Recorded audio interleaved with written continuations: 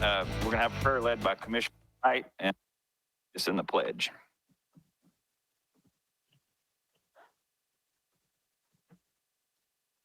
Dear Heavenly Father, we thank you for this privilege and this opportunity to bow our heads and ask your blessings on this meeting. And God, as we stand here tonight, we thank you for the proclamations that we've heard. And we've just been thinking of how great it is. It's a privilege to know these kind of people that pass through our county government. We ask you, Lord, to forgive us of our sins, our shortcomings, and we ask you, God, to help us to lead this county in a way that would be pleasing to you. In Jesus' name we pray. Amen. Amen. Face the flag, attention, salute, pledge. I pledge allegiance to the flag of the United States of America and to the republic for which it stands, one nation, under God, indivisible, with liberty and justice for all. All right, next we'll have the appearance of citizens, and there's anyone in the audience or dialed in that would like to speak on an issue that's not already on the agenda. You'll have 3 minutes, and just make your remark, give us your name and address, and just address your remarks to the commission. Is there anyone, don't see anyone present in person? No, you'll be under new business, Roger. Is there anyone dialed in that would like to speak on anything not on the agenda? Hi, my name is Julie McGordy, and I am the new CEO with the Tennessee Valley Coalition to End Homelessness. We are actually located right there next door to the courthouse. I just wanted to join real quickly and introduce myself and our agency. We are working with the homeless individuals in a 12-county area.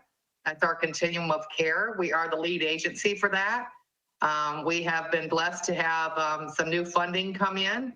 So we have created a new day at the office. It's called a Walk-In Wednesday. So persons who are not necessarily homeless, but may be experiencing food insecurities or housing insecurities, help with utility bills and such, clothing, blankets, warm outerwear. We are able to provide those things on Wednesdays. We can help with persons getting identifications. They're applying for Social Security or disabilities. So we try to do all well-rounded care on Wednesdays for just walk-ins. And that does include persons that may be released from jail that have nowhere to go. We try to find shelter homes. We have domestic violence shelters that we also work with. So I'm just grateful to be here. I just moved into the area. So, and I think Anderson County is just an amazing county. Thank you, Ms. McGordy. Are there any questions or comments from commissioners for Ms. McGordy? Commissioner Isbell. Mr. Chairman, I would like to invite you, if you could. We're going to have a Rocky Top Neighborhood Watch Group tomorrow night at November 17th at 6:30 at City Hall there in Rocky Top. If you could come to attend, greatly appreciate that. I apologize. Tomorrow night we're having a Dine to Donate event with Red Lobster. We have 3 different locations that are working with us. They're donating 10% of all their proceeds from dinners and lunches. So I have to be at the Red Lobster at the Merchants Drive at 6:30 tomorrow night. I apologize, but I would love to come and and talk or meet with you on another occasion anytime in the near future. That's great. I'll get your information from the chairman, and I'll give you a call and we'll get something set up. Yes, please do. We do quite a bit of work up there around Rocky Top. Commissioner Meade. Yes, Mr. Gordico, could you please give your contact phone number that you use, that you publish if you have one, and also tell people the address of your office there in Clinton? Yes, sir. The phone that I'm using right now, we're in the process of switching over our line. So the phone number that I'm using is 865-805-3755. And our address is 130 North Main Street, Suite 1, and that's there in Clinton. Thank you. Any other questions for Ms. McGordy? Mr. Creasy, I didn't get the name of the organization Mrs. McGordy's representing. It's the Tennessee Valley Coalition to End Homelessness.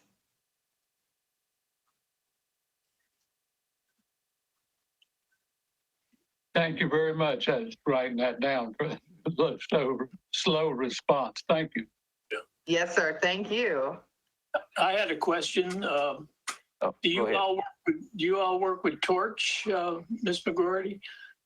We do. They are in our continuum of care. They are one of the agencies that they provide shelter for some of our clients while they're waiting for housing. We work with the VA very closely as well as we house homeless veterans. We did just do a clip for the History Channel was in town filming. They did a news clip, a clip on us, on our agency, and I will be glad to share that link with everyone. It has some great shots of downtown Clinton and the people here. Thank you.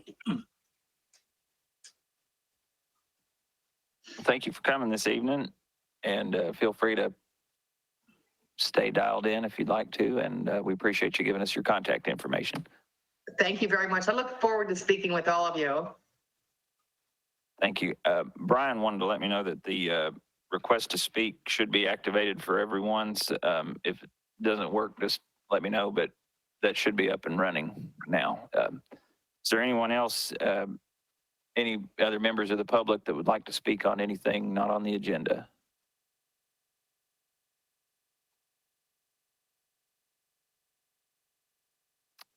Okay, if not, we'll move on to the approval and correction of agendas. Yes, sir. Yes. Go ahead, Commissioner Isbell. Okay.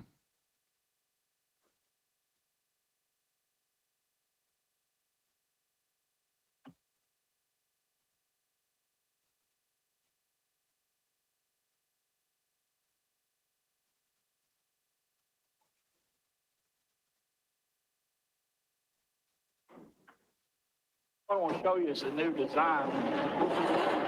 I was working with teachers, special ed teachers at Lake City Elementary. The barriers that they have now are just a single side and they're easier turned over, and the younger children will have a problem with that. So those teachers asked me if I could help them with something. They came up with a basic design, and all I did is add some of the stuff at the bottom of it. Turn over, all over is easy. That you'll see, and how they designed that, they got all the work area on the inside now. And I just want to give kudos to, the teachers for seeing that there's a need, things to come up with. And one of the things that was even discussed is that when a child sneezes or something, and the droplets are on here, maybe going forward, they could actually test, the droplets when they come up with the instant test instead of, being so invasive to, a younger child. But that's just some of the ideas they had. I just want to showcase what they're doing, trying to help. Thank you. Thank you, Commissioner Isbell. Any comments for Commissioner Isbell or anyone else want to speak? Okay, well, let's move to approval and correction of agendas. Consent agenda.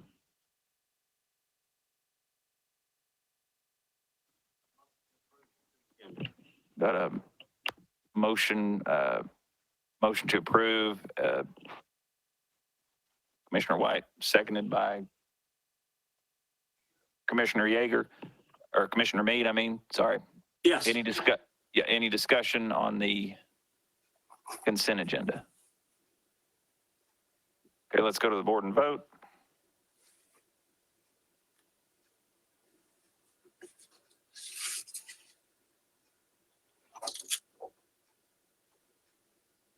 Motion passes unanimously. And next up, approval or correction of the regular agenda.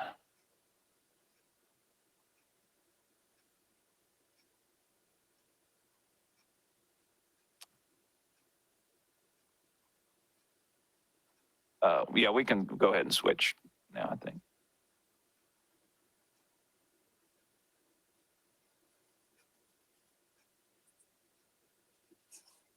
Can everyone see the roll call vote at home? Okay. Motion by Commissioner Fritz, That's correct. seconded by Commissioner McCamion. Got a motion to amend, or, okay. Any discussion on approving the regular agenda? Okay, let's go to the board and vote.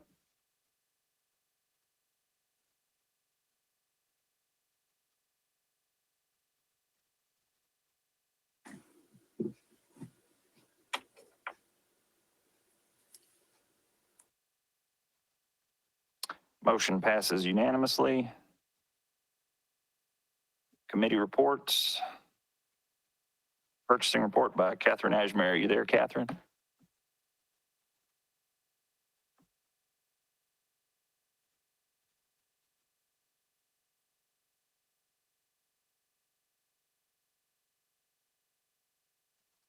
Catherine was there earlier. Is she still on, Brian?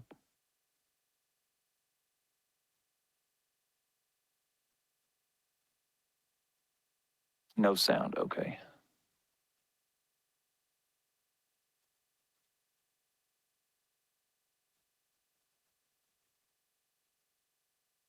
Catherine, if you can hear us, your microphone's muted.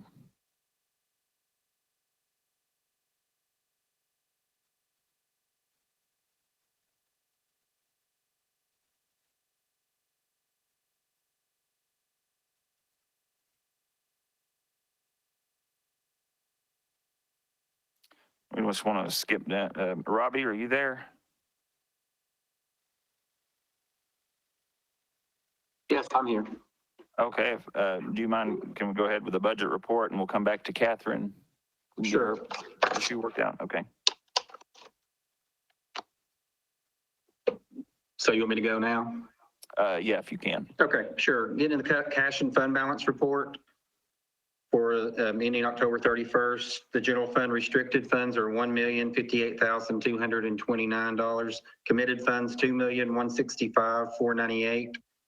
Assigned funds are $2,019,148, and unassigned fund balance is $6,635,751 for total fund balance of $11,878,626. Cash for general fund is $8,967,664, which is up $700,000 or so from last year at this time. Any questions on the cash and fund balance?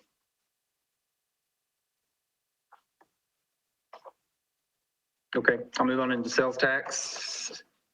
September sales tax was, total sales tax was $3,244,196, which was up 3% from last September.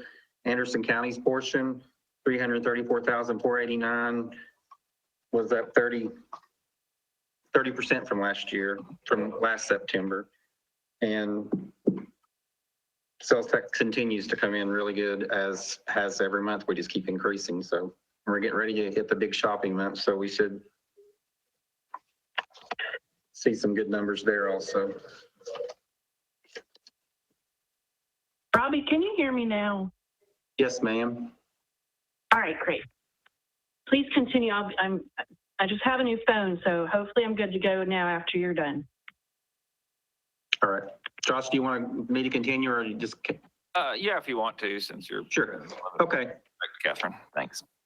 I'll move Sorry. into the budget. Into our budget amendments. There were no school budget amendments this time, and we're moving into Group 4 appropriations. I do have a couple of housekeeping items in Group 4. Number 12 is being pulled. We're no longer considering as a budget amendment.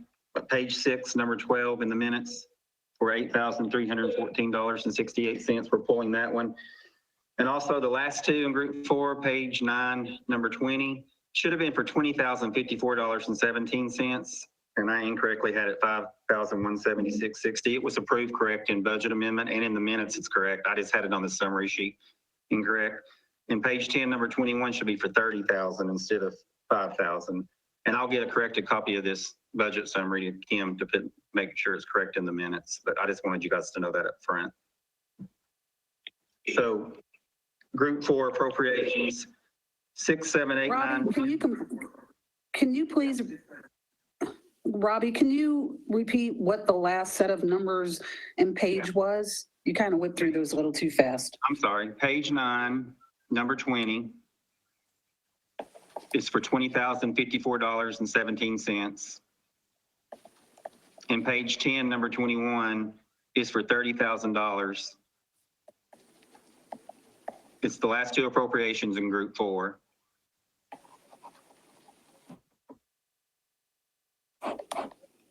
Got a motion by Commissioner Fritz, Approve as a group? seconded by Commissioner Denenberg. Any discussion? Are you looking at, which group are you on right now? On Group 4, the first that has any budget amendments. Okay. Commissioner Wandell. Thank you, Mr. Chairman. Under Group 4, there item, I guess it's Fund 171 Capital Projects. Yes. Is that just to, I mean, I read the information on it. It says to get a PO and to pay for the final, is that for the final bit of work? I mean, I guess, go ahead. No, sir. We're not ready for the final payment yet, but that amount rolled into fund balance and we need to, we kept last year's PO open, but it's this much money short, $1,205,362 to complete. When the final payment does and the project is completed, then we'll have that ready to pay. Right now it's in a reserve, so I need to move it to the code to be able to get a PO. Okay, so we're not actually paying No. the contractor because the work's not all finished yet, correct? It's That just is correct. reserving. That is correct. Okay, thank you. Thank you, Mr. Chairman. That's all I got. Thank you. Any other discussion? Mr. Chairman, Yes. Mr. Chairman, I'd like to pull number 16 out of the group, please. Okay, do we need to do that as an amendment or? We haven't voted, yeah. Commissioner Fritz, are you okay amending your motion to pull number 16 out?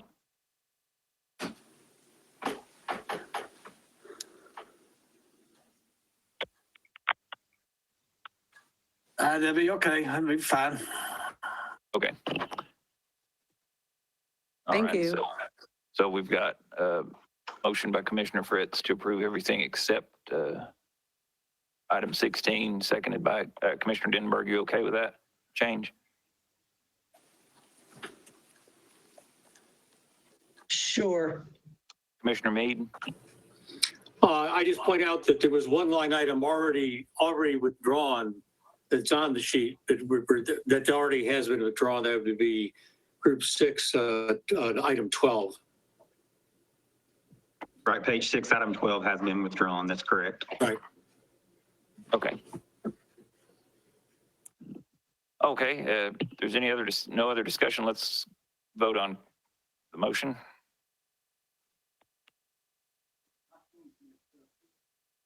Tablet.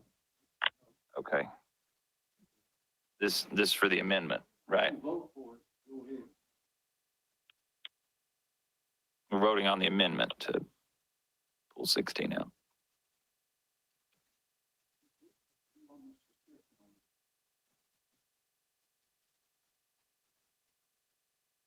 You want to just vote, you're voting yes?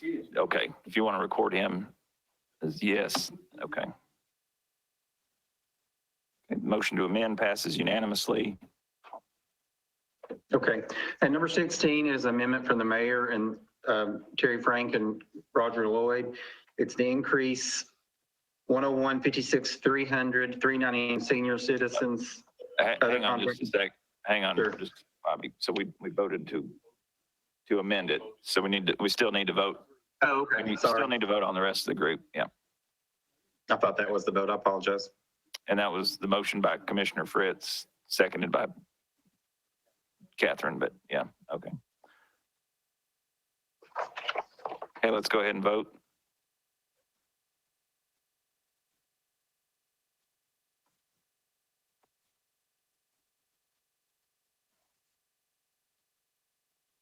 Okay, 15 yes, 1 no. Motion passes. Okay, go ahead, Robbie. All right, sorry, getting ahead of myself here. So number 16 that Commissioner Scott wanted pulled is for the senior center. It's 101, 56, 300, 399, $105,046. It's increasing that code and increasing revenue. It's from the state direct appropriation grant that we have $142,238.40 left available, and we're asking for $105,046. Motion to approve by Commissioner Fritz, That's correct. seconded by Commissioner McCamey. Any discussion? Commissioner Scott. Tracy, Thank you.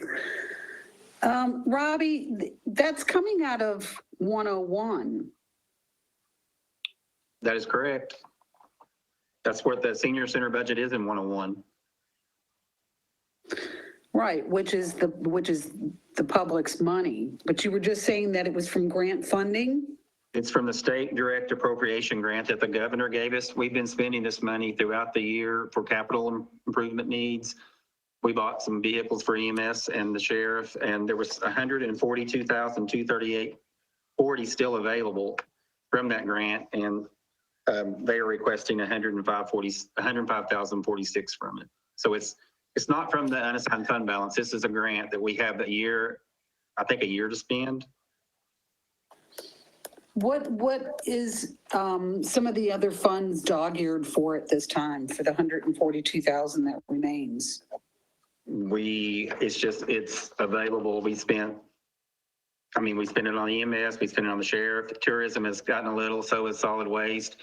I think we set 150,000 or so back for the one entrance, for the single entrance. That's still, it's in a code, but not been spent yet.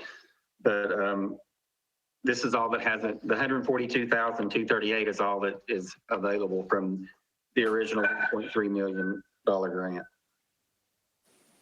But what I'm saying is we've got $142,000 left, correct?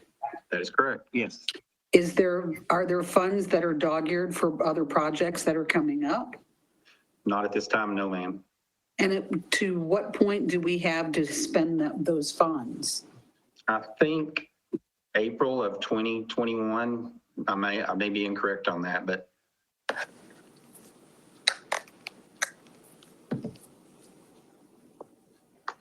It says that it's going towards electrical and new lighting, new flooring, sound, something about the sound equipment or sound system, partially for demolition, plumbing. Are there fixtures that are being installed or any kind of equipment being installed?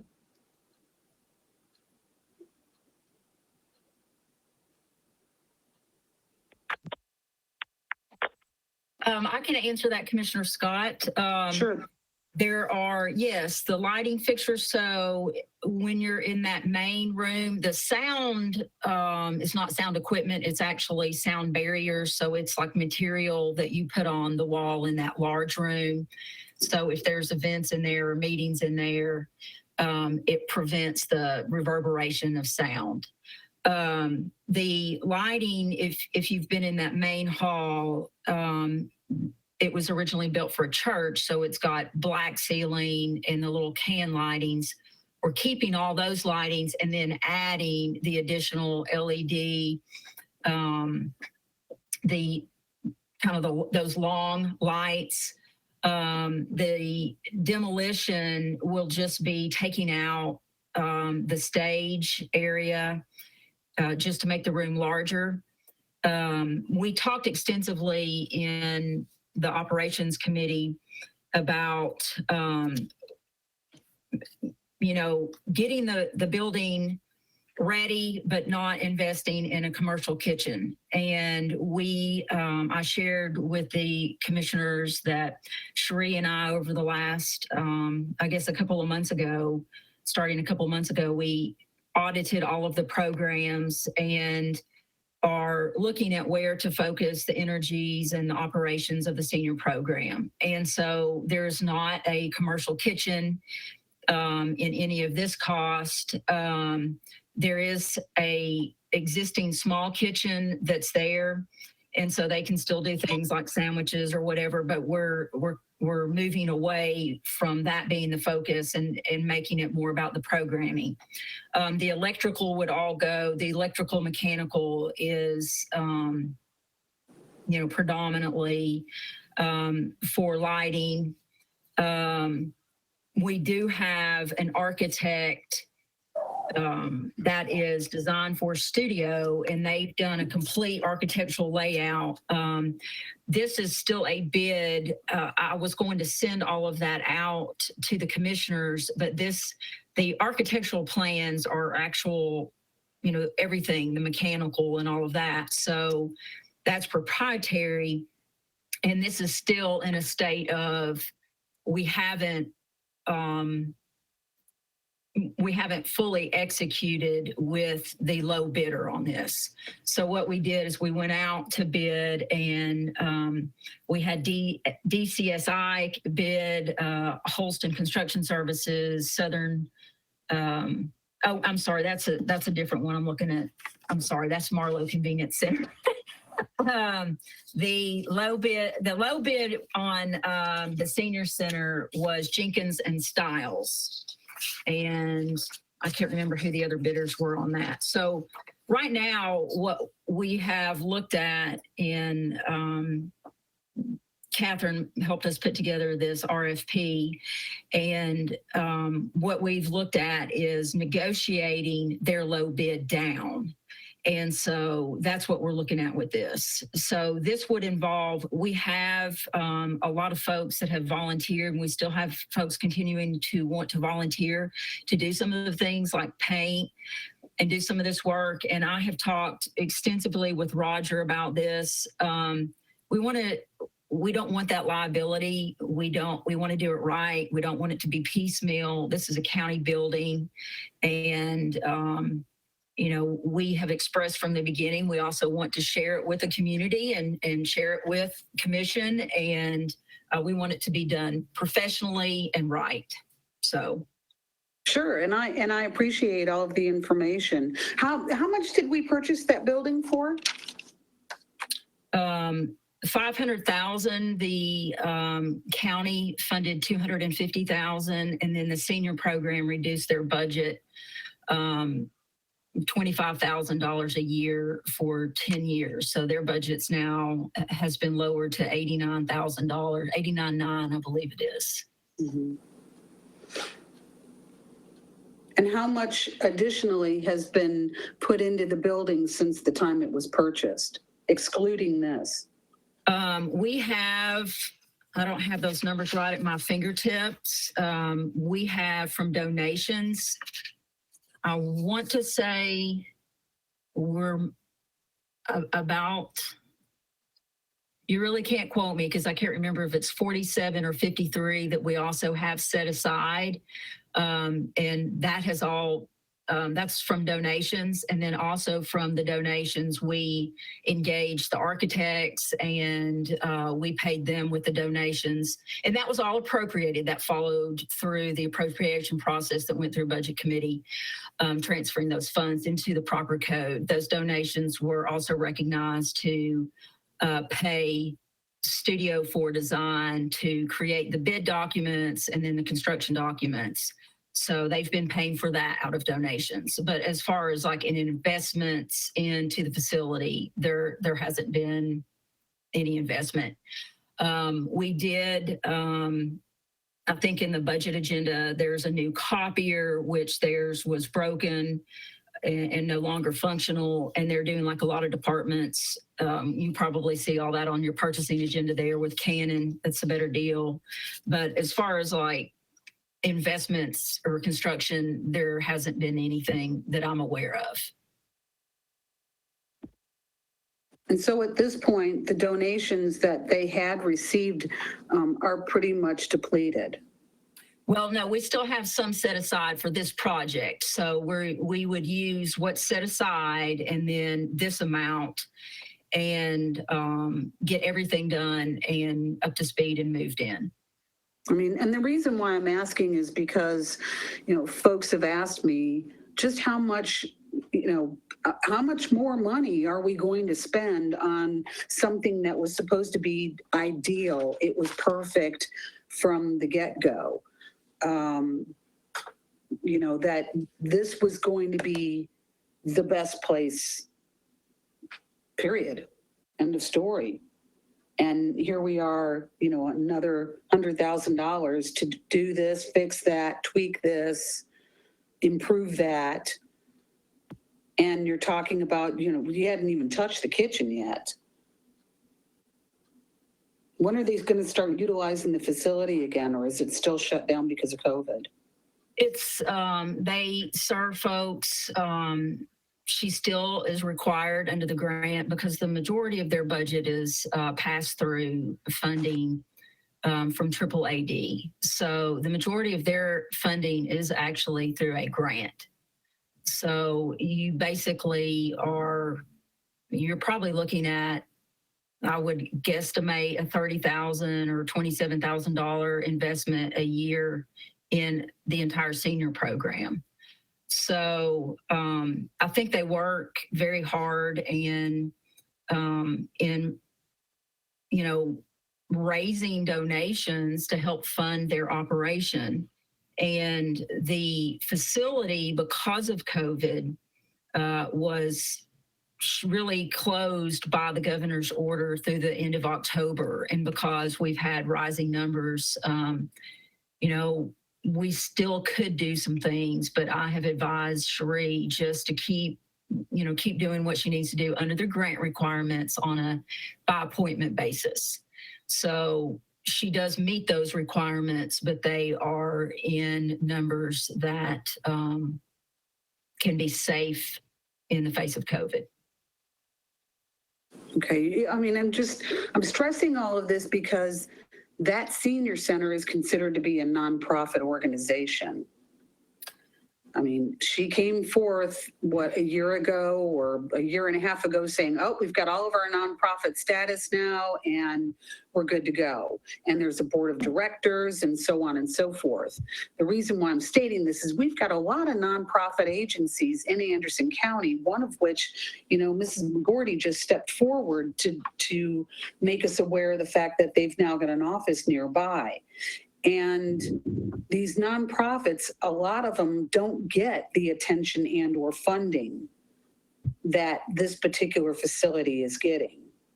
Well, and this continues to be, I know at the budget committee, we had some confusion on that as well. The Anderson County Senior Program is a program of Anderson County government. It is in the 101 General Fund. The 501c organization was stood up as a way to help provide funding in partnership with the community for the program. And that provides taxpayer relief. In many ways, we have a lot of, for instance, SARG is a regular donor to the Anderson County Shelter. That doesn't mean the Anderson County Shelter is a nonprofit. It just gets assistance from the 501c.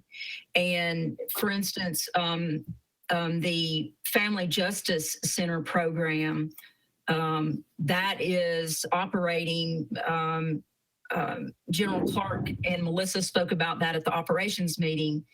One of the things that they're working on is also establishing a 501c3 for the Family Justice Center that can raise funds and generate funds so that it doesn't all fall upon the backs of the taxpayers. So that's why that organization was created. One of the things Nathan and I have talked about, for instance, with EMS is also perhaps creating or working with folks in the community to create a partnership with first responder agencies that could donate to EMS or could donate to our fire departments or donate to the sheriff's departments when there are needs that are outside the taxpayer ability, or it provides just a little extra support, if that makes sense. Sure it does, and I appreciate you discussing this with everyone. I realize that there have been times it's been brought up during budget and/or operations, but folks at home don't necessarily tune into all the committee meetings. Right. All right, thank you. Commissioner Waddell. Chairman, I'll try to be quick, but I want to make a few points.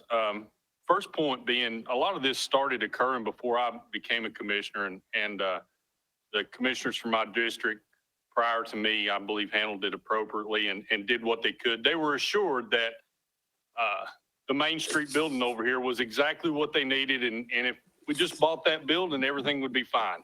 So the commission spent $600,000, $620,000, whatever it was.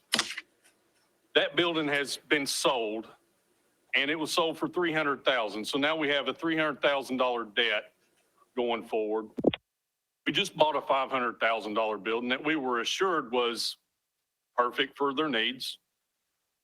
That's $800,000 now, if my math's correct.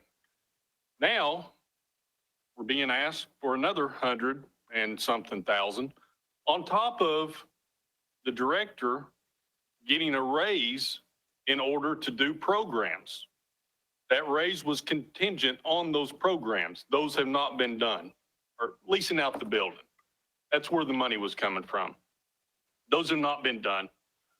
And I'm not here to dispute any of this. I'm just pointing out the facts as we go forward.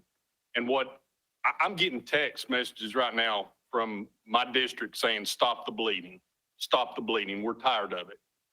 So here I am. We have this grant money, and it needs to be used properly. We have the judges' conference rooms out here that need to be completed. They need to be done. That's something we could use the grant money for. We have set aside some money for a single entrance, but there's no guarantee that it's not going to go over. We have until at least April of next year to use this money, but we're in a hurry to use it for some reason. I cannot vote to spend this money on the senior center after we put as much money in it as we have. At some point in time, we have to stop spending money on this.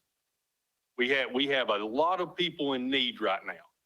I understand that, but we just can't continue on one thing. We have a lot of needs here. We have needs at the courthouse. Thank you. Commissioner Creasy.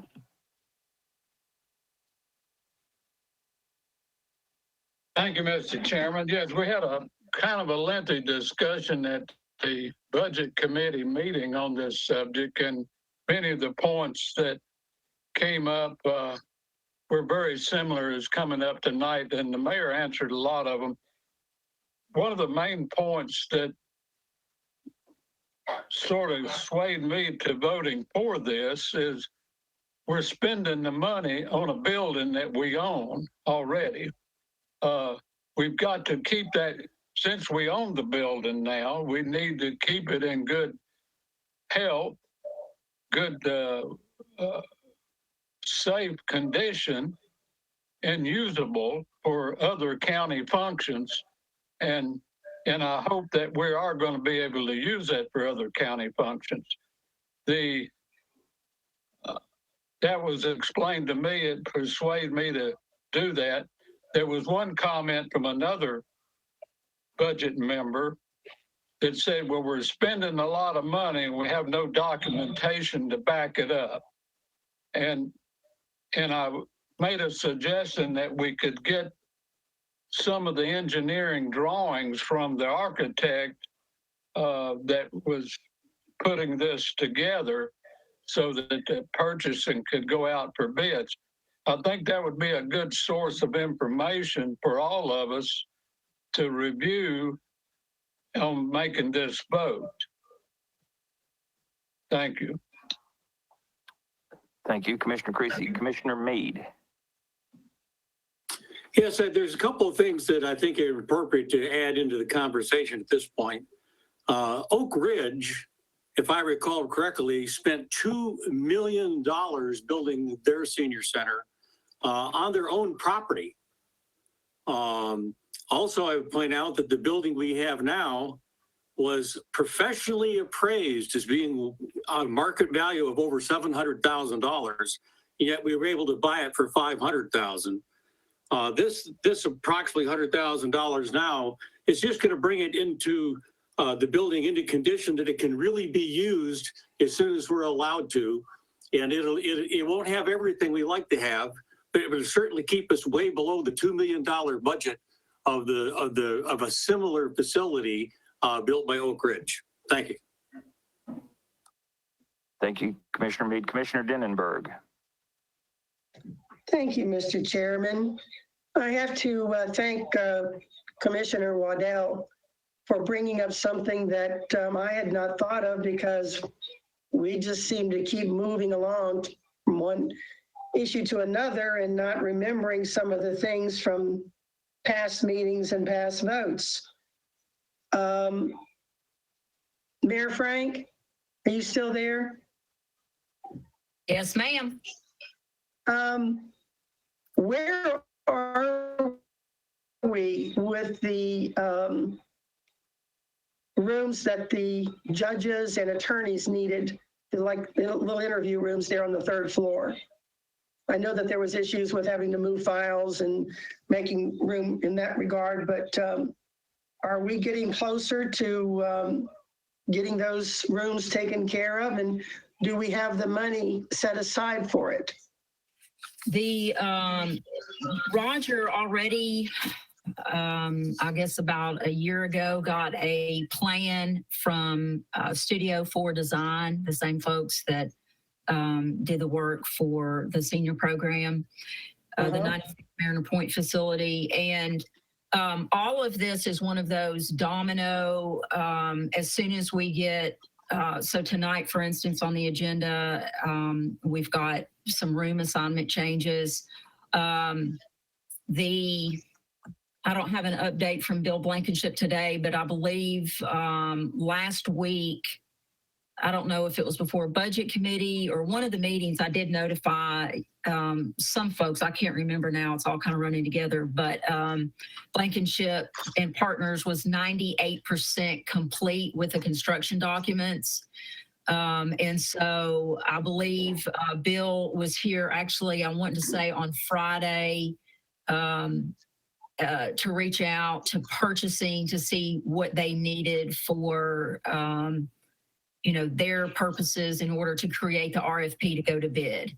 And so that'll be, once we get that going in place, then the next domino will be to get some more of the stuff pulled out of archives, and then we can do those witness rooms. It's not a major project like the single entrance or even the commissioner's room. In fact, the architectural drawing was very reasonable, and Roger handled that out of his budget. So that's the next piece that will move after that single entrance is completed. Well, I'm still very concerned about the safety up there on the 3rd floor. I know how volatile some areas of the law can be, or people can come to court for various reasons. And I know that the judges and attorneys have been asking for this for a good number of years. And the question still hasn't been answered. Do we have money already set aside and earmarked for the completion of those rooms?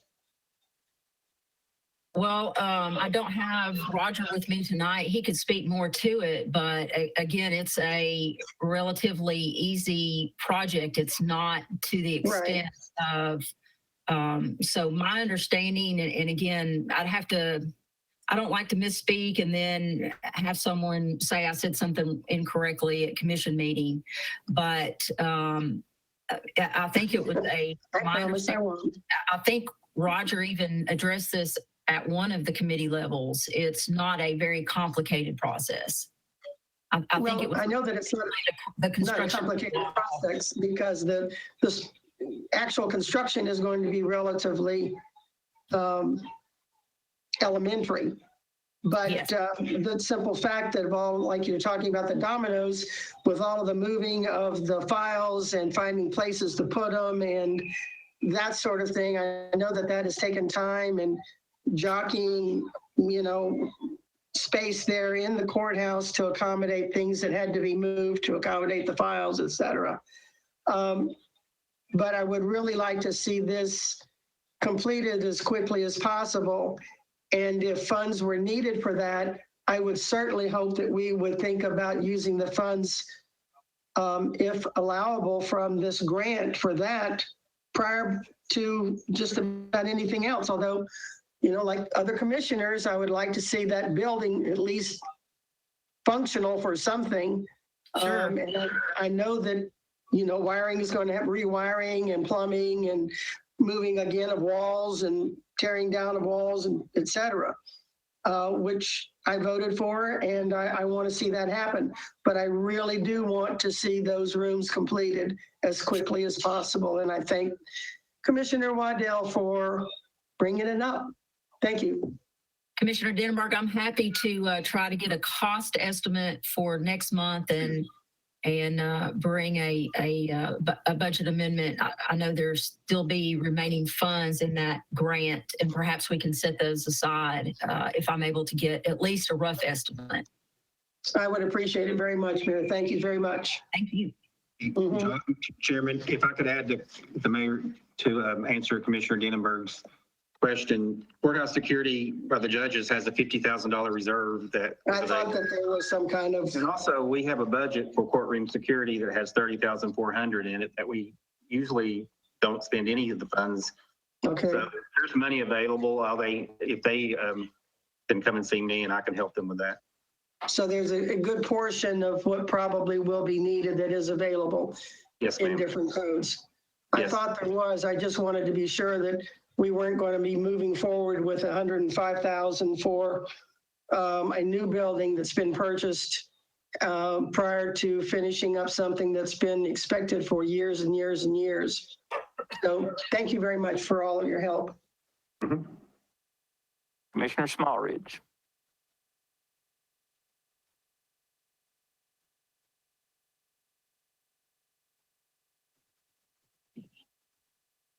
I think you might be muted.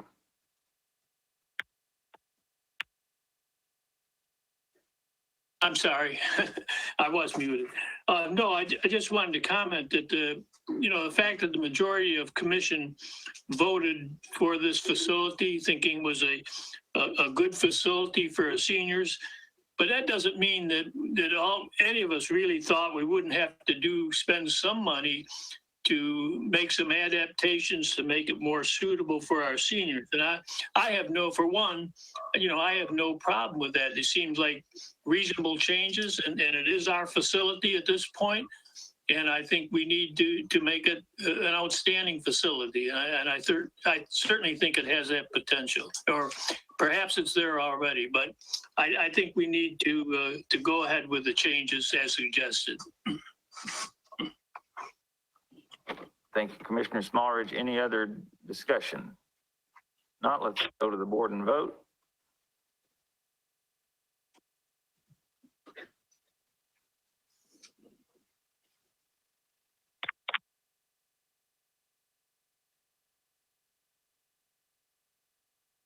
Thirteen yes, 3 no, motion passes.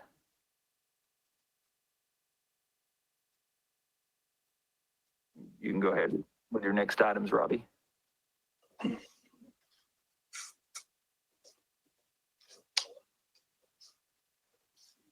Oh, Sorry, I need also. Yeah. Group 5 is the transfers non-school. There is one, number 14, it's for $12,800 from the parks, moving money from part-time to their maintenance personnel.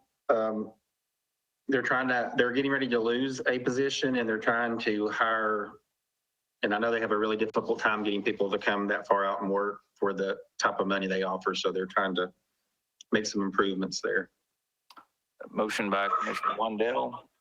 Yes, sir. Motion to approve. Approved, second by Commissioner Isbell. Any discussion? Okay, let's vote.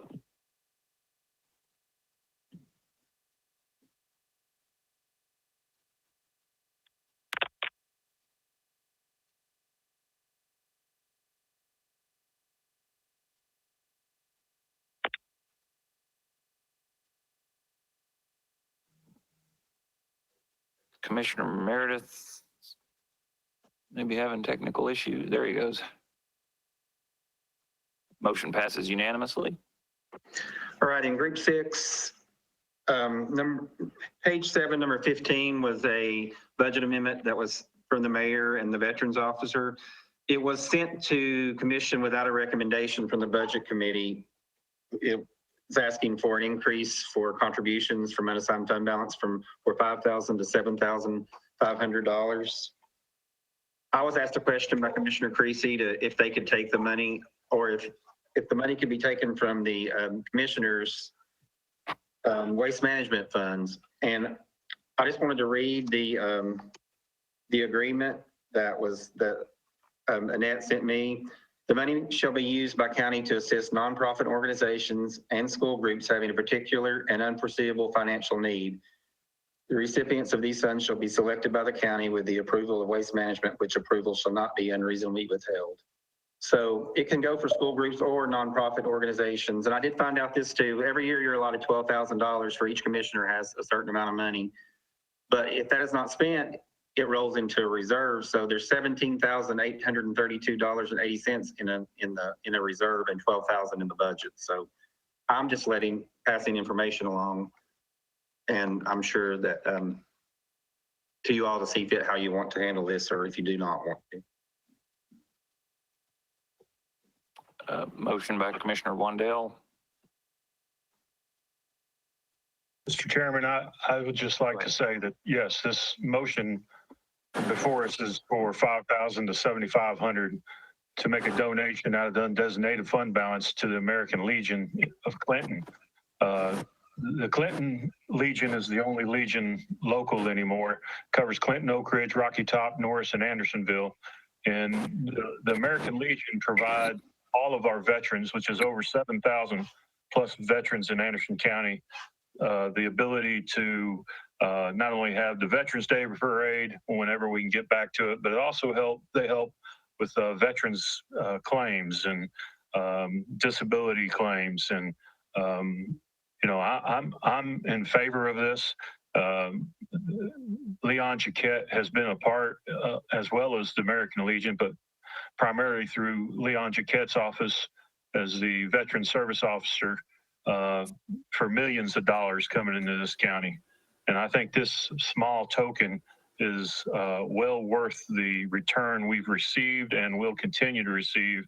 And not only that, I think the men and women that have laid their lives down and for this county and this country deserve this investment. And I appreciate the idea to take it out of the waste management funds, but at the same time, we take those funds away from our teachers and our schools and our students that need it for other activities, and I'd rather not do that. So, Mr. Chairman, I'm going to make a motion that we provide $10,000 out of the undesignated fund balance as a donation to the American Legions of Clinton. That's my motion.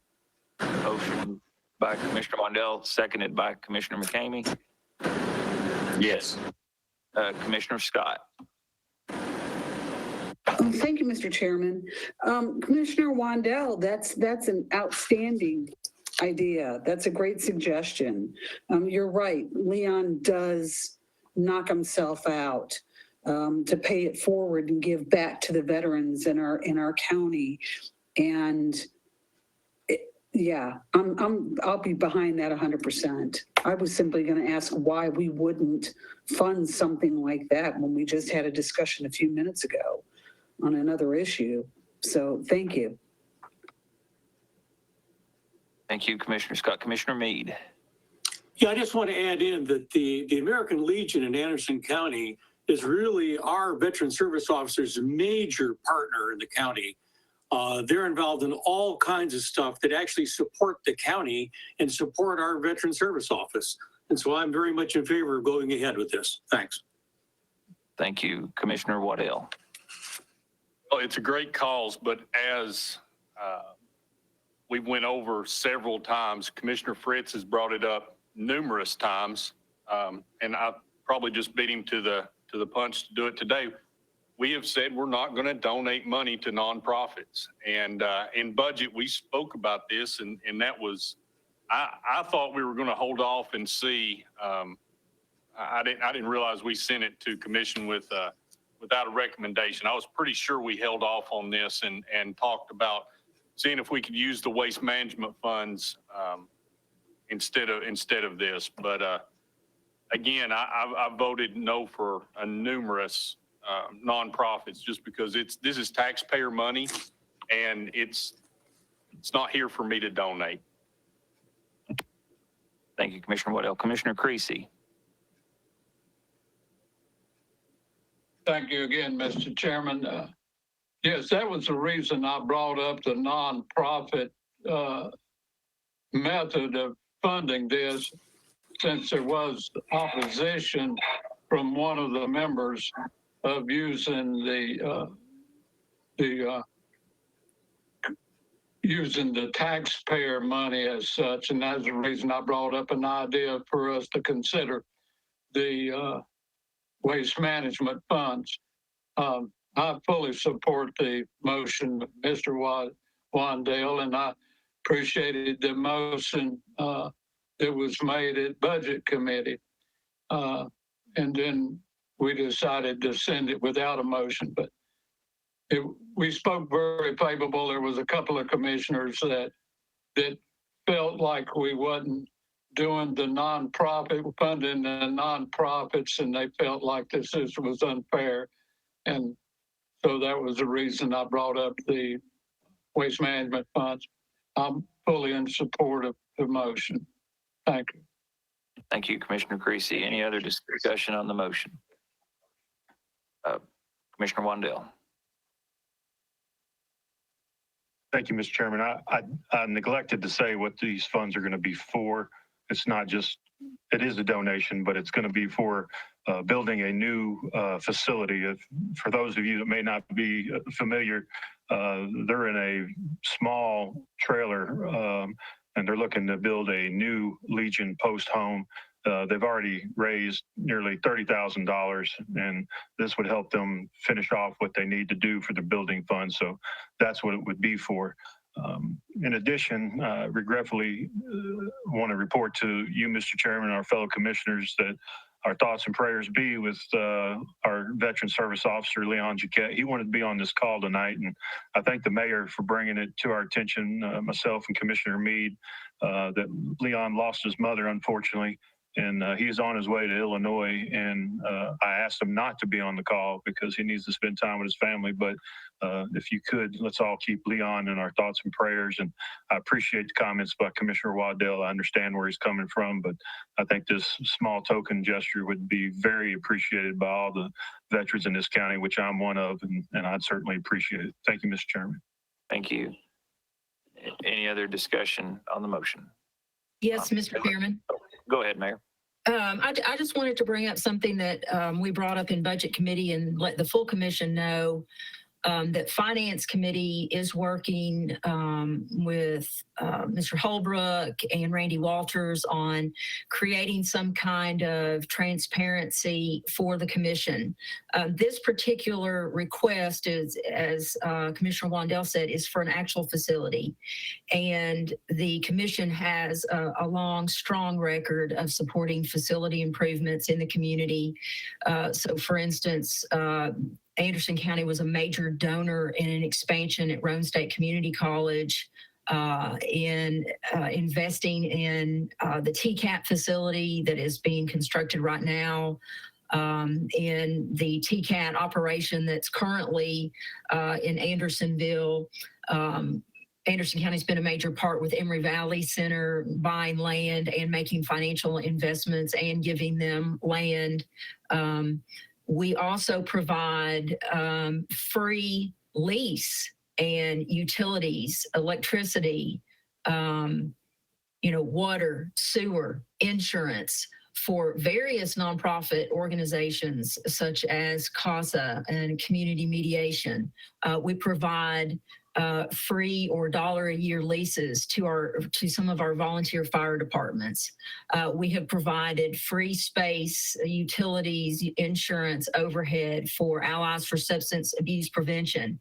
In addition, this commission has also passed numerous litigation taxes or assigned fees that never actually come through for any kind of transparency, but yet you did approve those, and they are raising funds for certain nonprofits. So we're taking this up at the finance level to try to create a fairer and more transparent way for how we do choose to give to the nonprofits, because we are giving, and it's just that it's not coming before commission every year in terms of, okay, do we want to vote? Do we, give this much space, like Civil Air Patrol, for example, to this organization? So we're working on that. I just wanted you all to know that, but that'll help, commission as you make your decisions in the future. Thank you, Mayor. Any other discussion? Okay, let's vote.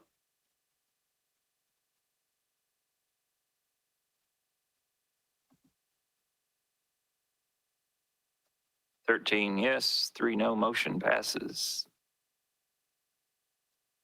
Okay, and another group in group 6, number 17, 18, and 19, seeking approval as a group or individually.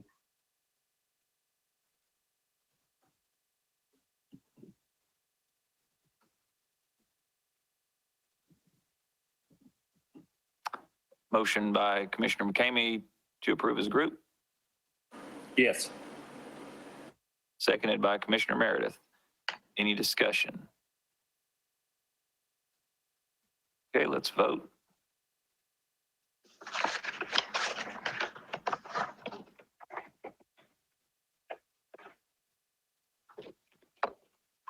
Motion passes unanimously. Okay, thank you. Next up is Section A, the one-time payment for the county employees. And as y'all know, this has been to Budget Committee 3 times for discussion, and I think the committee has really tried to consider each commissioner's question or concern, and they've came to a unanimous agreement to approve a one-time payment of $1,000 to full-time employees of over more than 6 months, or $500 if employed less than 6 months. The Budget Committee has also approved a motion to review revenue and reoccurring funds near year end with the possibility of making this a permanent release in next year's budget. Got a motion by Commissioner Wandell. Mr. Chairman, I'd like to make a motion that we approve the recommended one-time payments for $1,000 for full-time employees and more than 6 months, and then $500 if employee is less than 6 months. So $1,000 for employees over 6 months and $500 for employees of less than 6 months. Also request, if possible, that the taxes and statutory costs be paid in addition, so that these employees get the full amount of $1,000 or $500, and the money's not taxed and reduced. I think Robbie can speak to that. So I make a motion, we approve the $1,500 one-time payments with the statutories deducted. That's my motion. Okay, got a motion and seconded by Commissioner McCamey. Commissioner McCamey do you have a motion to amend? Yeah, I made the motion prior to Commissioner Wandell's stipulations there, but I agree with them. One thing I would like to add, and Robbie, if you could tell me how many part-time employees we have.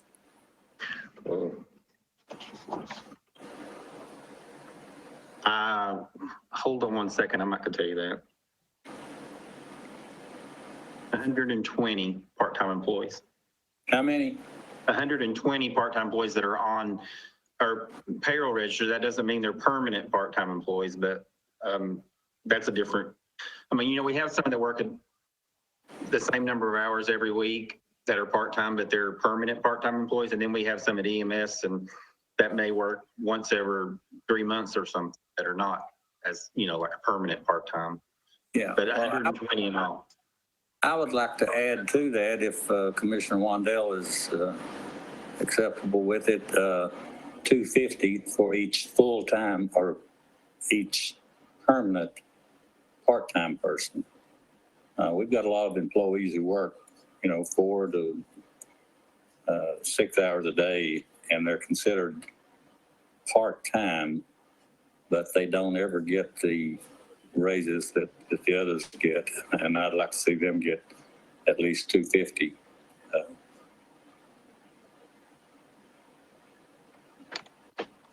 Mr. Chairman, I would certainly accept that recommendation. Thank you, Commissioner Wandell. Robbie, I'll go to Commissioner Yeager and Val if you want to maybe give us a calculation at the end of approximately what that's going to cost with the paying the taxes and then the 250. But I'll give you a few minutes to figure that. Commissioner Yeager. Thank you, sir. I was originally in favor of the 3% raise because of the no decision would have to be made next year as far as keeping that as opposed to this one. But there's no way I can vote against this $1,000, but I was certainly in favor of the 3%. So I'm in favor, but marginally. Thank you. Commissioner Val.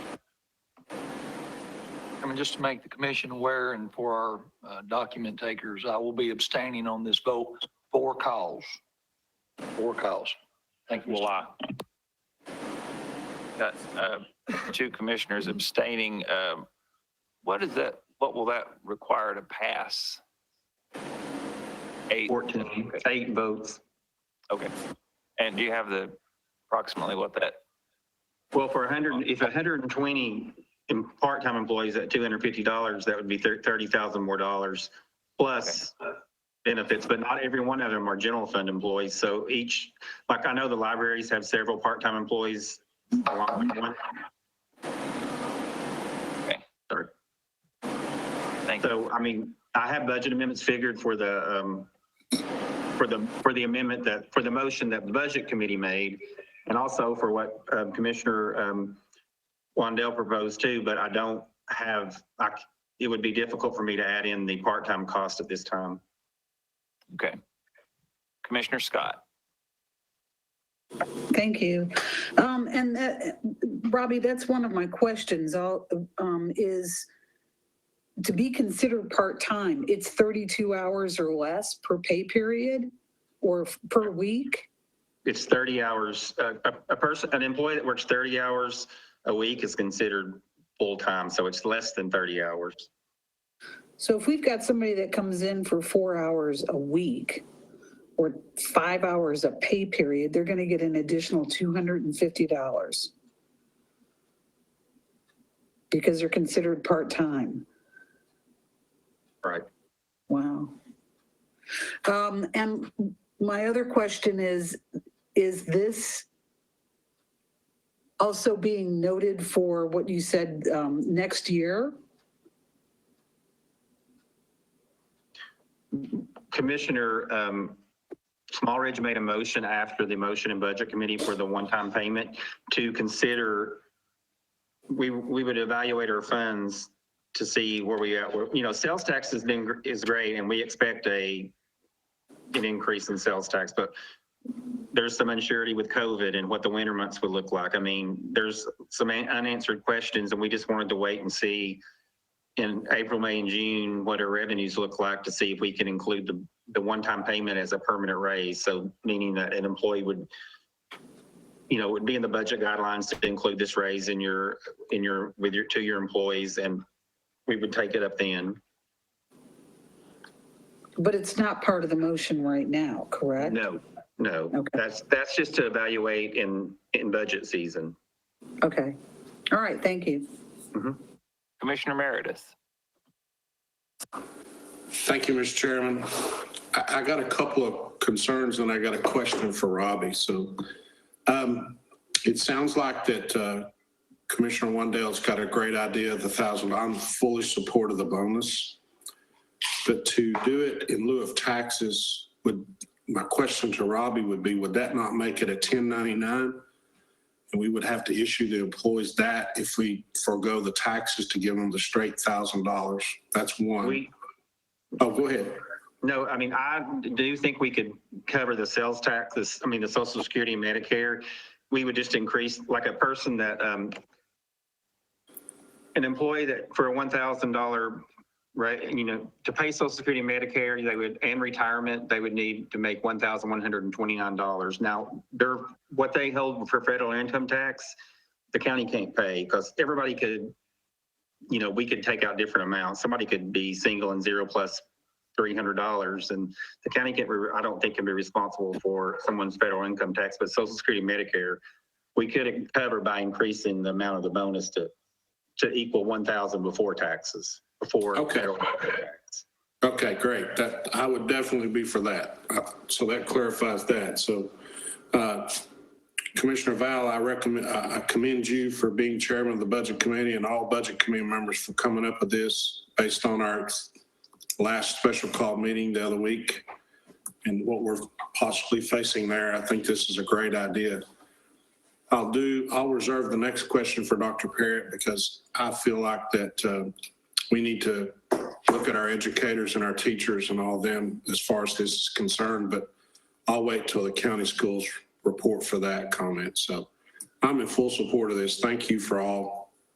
This is great. Commissioner Wandale, Robbie, thank you. This is good. Thank you, Commissioner Meredith. Commissioner Isbell. Thank you, Mr. Chairman. My comments is basically what Commissioner Meredith was talking about, and with the educators. By actually going up to the school and working with some of these teachers up there, I see they are, they're frontline also. And I know we don't have any say-so over how they spend their money, but I understand maybe they've already voted on this. Does anybody know that it came up and it only got one vote? Or that's what I was told. I don't know. I wasn't present at school board. I'm not sure how they. That's what I heard, Mr. Chairman. Thank you, Commissioner Wandale. Commissioner Creasy. Hey, I'm Dr. Parrott here. Oh, go ahead, Dr. Parrott. Yes, the school board had a special call meeting last month for the bonus, and they are correct. Mr. McCamey made a motion to include a $750 bonus for all employees, and it died for a lack of a second. I will say this, though, that all of our teachers, that the biggest part of them do get a step raise every year. And one of the shortfalls was that our classified employees only get step raises after 26 years. And at the last school board meeting, the school board voted to put another $500 step in at year 28. So that would take care of a lot of our other employees that were over 30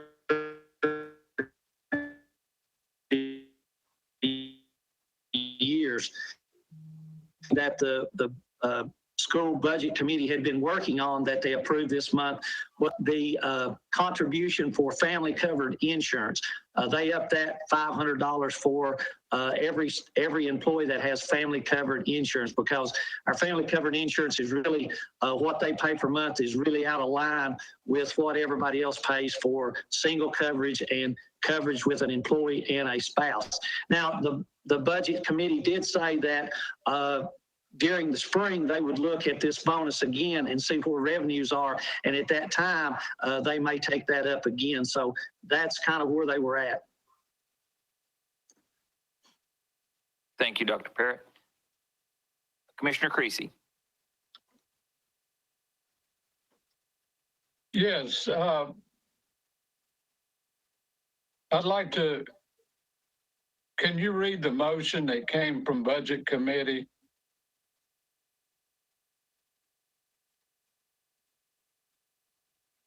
Yes, give me 1 second. Please. Taking those one-time I'm sorry, hold on, let me back up. It is approve a one-time payment of $1,000 for all current full-time county employees, excluding school employees with more than 6 months of employment, and to approve a one-time payment of $500 for all current full-time employees, excluding school employees with less than 6 months of employment. Yeah, that's kind of the way I remember it, but I didn't have it in front of me. And I'm not sure about Robbie, you probably do know more about the tax responsibilities than I do, but as an employer, I'm not sure what you mentioned earlier may be 100% correct on the tax, but you may be correct, but I just may be questioning it. I wasn't sure about that part of the motion. It seems to me that the employees would still be responsible for their tax liability there, but that's just my thought from I agree 100%. Being an employer. I agree with you 100%. I said that in order for an employee to get $1,000 one-time payment, that we would have to pay them $1,129. So that would $62 for Social Security, $52 for retirement, and $15 for Medicare. That would give them $1,000, but their federal income tax withholding would be deducted from that $1,000. So the county can't fund that. That's what I was saying. Okay, I didn't understand it that way when you said it originally.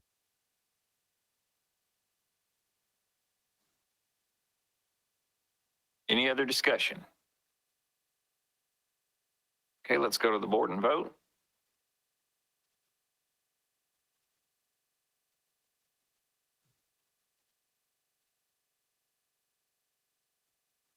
Fourteen yes, 2 abstentions for cause. Motion passes.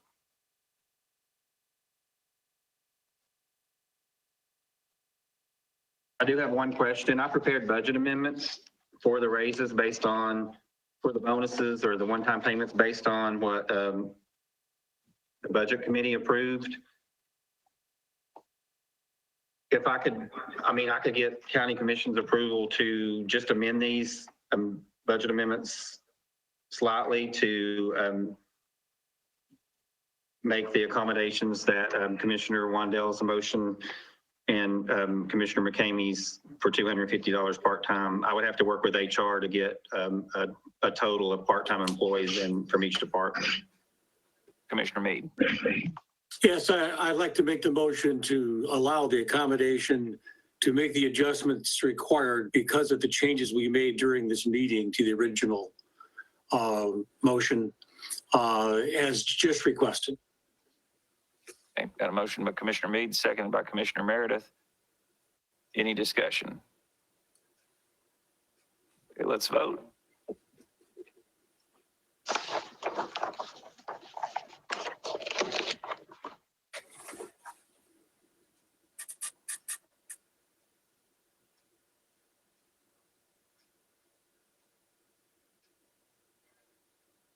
Motion passes 14 with 2 abstain.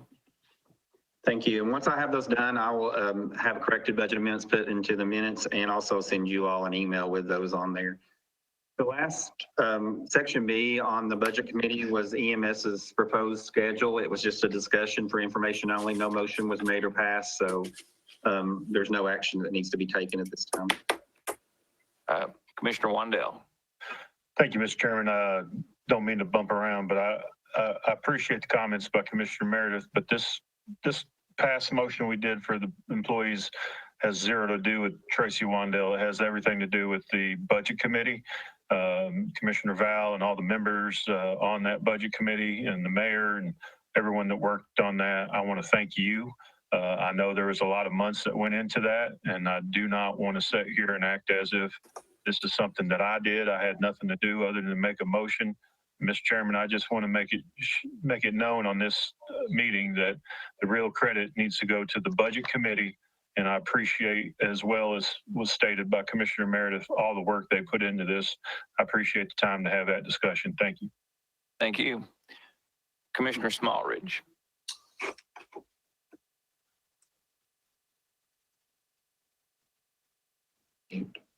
Think you're muted. Yes. There you go. I think we passed, the Budget Committee passed another motion that we would go back toward, as we got towards the end of the fiscal year, we would look at the possibility of making that $1,000 raise a permanent addition to the employee's salary. Does that need to be acted on by county commission? Since it was a motion that was passed. That's actually a good question. I didn't think about that it probably does need to be voted on by county commission, that they want to consider making this a part of this employee compensation review for reconsideration take place towards the end of the current fiscal year. Okay. Commissioner Yeager.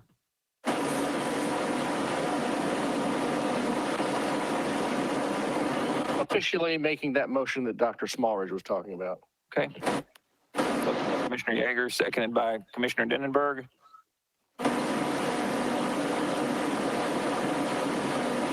Any other discussion?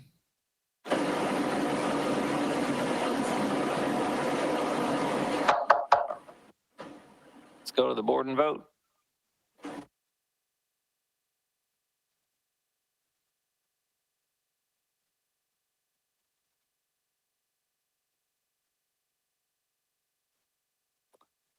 Fourteen yes, 2 abstain, motion passes. Okay. And once again, in section B, EMS Director Nathan Sweet presented for discussion and input a plan and rationale for moving from 24/48 off staffing schedule to a modified 24/72 off staffing schedule. No action was taken. And that's all that I have in the budget agenda. Any questions for Robbie? Commissioner Wandale.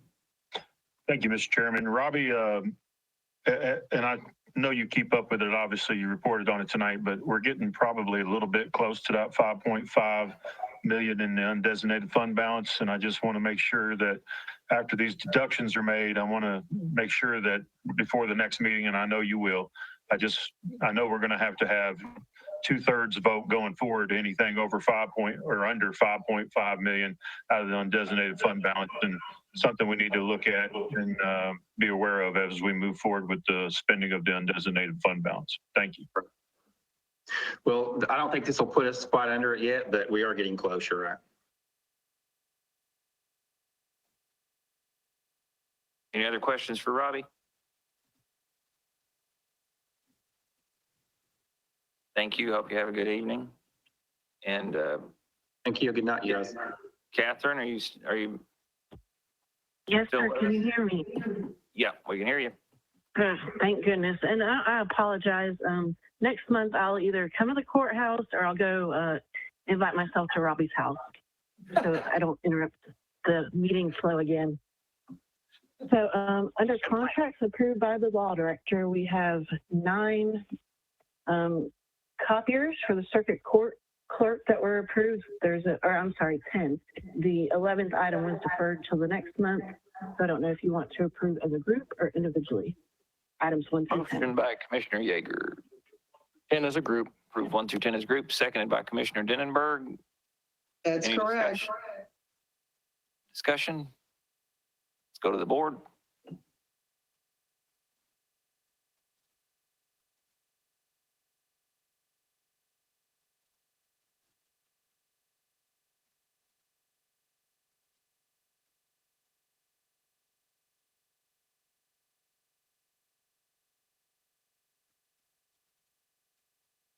Motion passes unanimously. Next, contracts pending law director, we have 2. One is with another copier. This is for the Office of Aging, and it has since been approved by the law director. And the other is a contract for the parks with the merchant that processes their online payment. Submitting for your approval either as a group or individually. Commissioner Yeager, as a group, seconded by Commissioner Isabel. Discussion. Let's vote.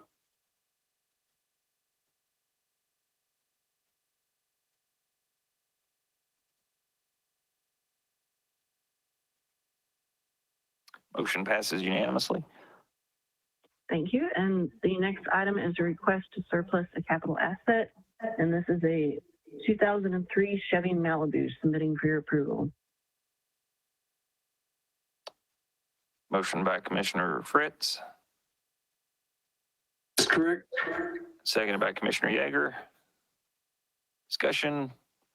Let's vote.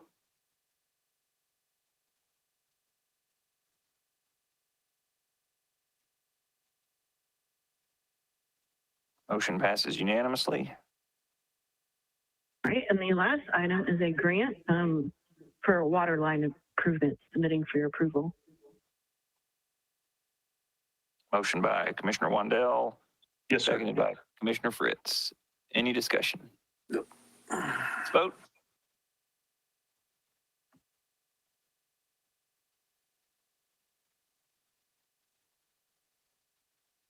Motion passes unanimously. And that's all we have. Any questions for Catherine? Okay, thank you for hanging on with us. Thank you, and I hope everybody has a happy and safe Thanksgiving. Thank you. You too. Next up, Director of Schools, Dr. Parrott.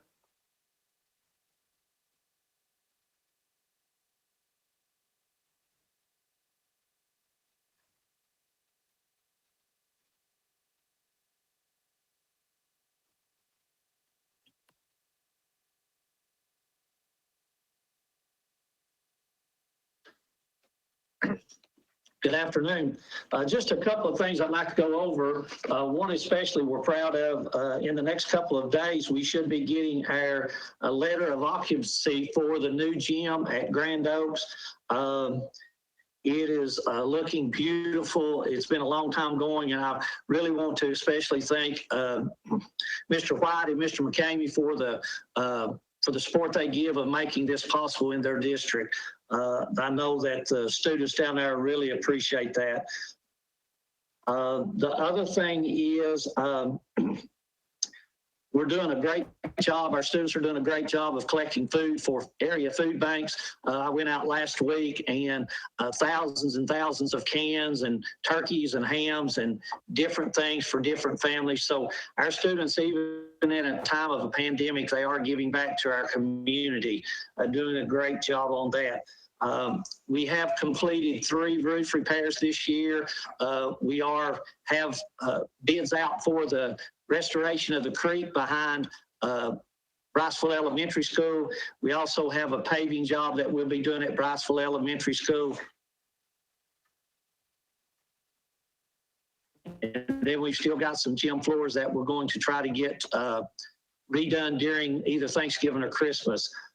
The roof at Claxton is proceeding well. It's almost done. So we're excited about that thing. The other thing is our student population is holding good. We're still at 5962. We've got about 780 students in our online program. Right now, we still have, as you know, that COVID is still among us. We do have about 200 students that are on quarantine right now. But we're still really and truly doing a great job inside of our school. Almost all of the contacts and the students that are being positive are coming from outside of our school. And we're excited about what they're doing with that. Another thing that last month we had our governor come and our director of our commissioner of education come. And one of the things that they came is because our schools are so that they do a good job in our citizenship classes, our ROTC classes and our our government classes. So the governor wanted to come to Anderson County High School and talk to some of the students. It was a good time to show off the great things we do in Anderson County. So we are really getting close. We've got about 18 days left in this first semester of this school year, and so far so good. Our teachers are doing a tremendous job. Our staff, our custodians, everybody's working real hard. And just to be honest with you, they're ready for a Thanksgiving break next week. So I'll take any questions.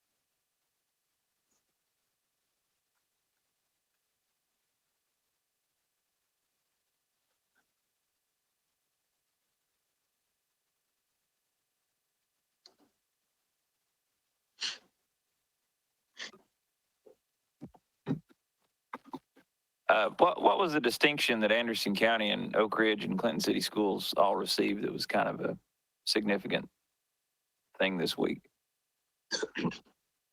They received the board is a board of distinction. That means that all of the board members went to at least 80% of the meetings. They all had the training they needed to do.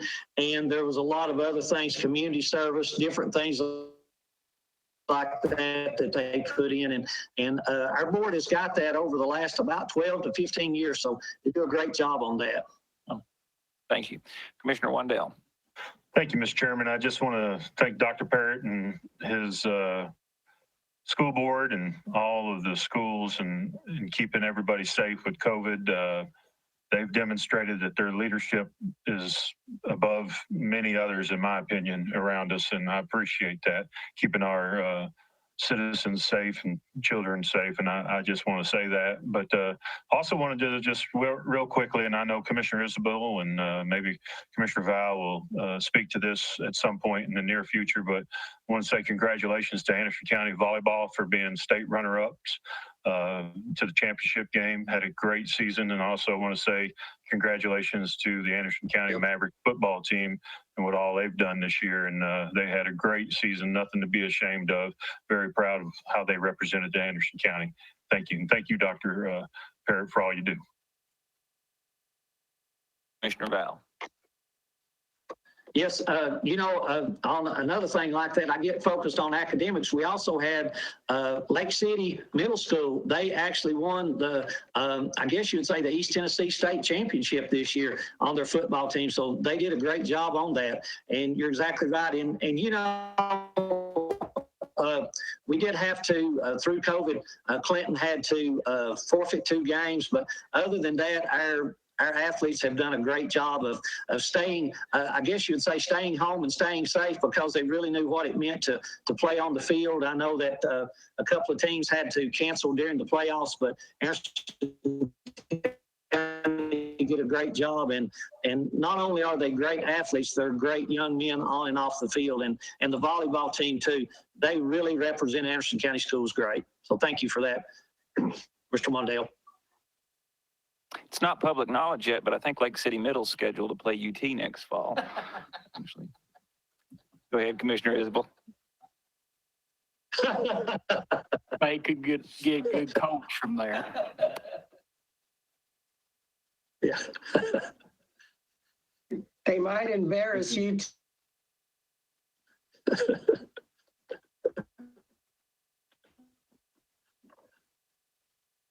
Mr. Chairman, I really appreciate all accolades to, with all the Anderson County sports and everything they've done, the achievements they've got there.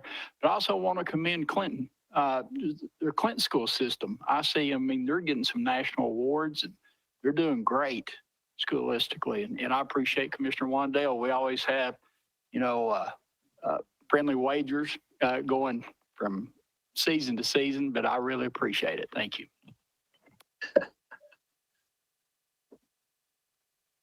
Any other questions for Dr. Parrott? Thank you, Dr. Parrott. Have a good Thanksgiving. Thank you, and you all have you too, have a happy Thanksgiving and stay safe. Okay. Next up, Mayor Frank. All right, the first action item under my agenda is a is requesting a motion acknowledging Matthew Clark's designation as a certified archivist and to appoint him as an ex officio member of the Anderson County's Public Records Commission. And once he is an archivist, that is something that is allowable under Tennessee Code for the Public Records Commission. And Matthew is online with us tonight as well. Got a motion by Commissioner Yeager to approve that, seconded by Commissioner Waddell. Discussion, Commissioner Scott. Thank you, Mr. Chairman. I got beat out by hitting the motion button by Commissioner Yeager, and because I wanted to speak, my second disappeared and Commissioner Waddell got in. So there you go. Matthew, with you being online, I'm choked up. I want to applaud you for the outstanding job that you're doing. You're very passionate about the history of our county. And we're lucky to have you. You know so much about a lot of the little things. And I hear from people in the county about when there's events being held and you're there taking part in a production or, something out there to teach people firsthand, this is what they dressed like, this is what they did. Here, let me show you this and so forth. You're a good piece that we're lucky to have you. And this is just one of many milestones you're going to achieve in years to come. I just applaud you, Matthew. I really do. I'm so happy for you. Sorry, but thank you. Thank you, Commissioner Scott. And Matthew does do a great job. Mary Sue Harris was with the county for 50 years. And I couldn't ever imagine bringing someone in who had the same kind of love for history and knowledge. And we are absolutely blessed to have Matthew. And he can we drove over to Knoxville to look at their storage system and how they handle records over there. We visited their archives and then also their general record storage. And Matthew talked for 30 straight minutes on the way there and on the way back, pointing out different buildings and the history and the families and who settled there. And that's what he does. And that's his love. So I'm very thankful that he's with us. Yeah, we've really got a gem. We really do. We're very, very lucky. Thank you, Mayor. Any other discussion? Okay, let's vote. Yes. Thank you, commissioners. Thank you, Matthew. The next request is the reappointment of Bill Riggs as chairman of the Civil Service Board. Whenever commission appoints a new member or reappoints a member, that is a requirement that I either appoint or reappoint a chairman.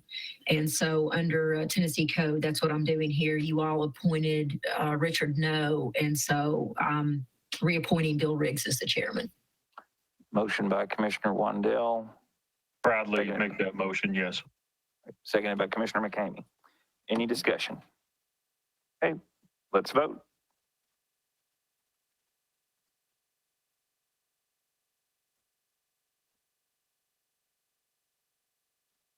Motion passes unanimously.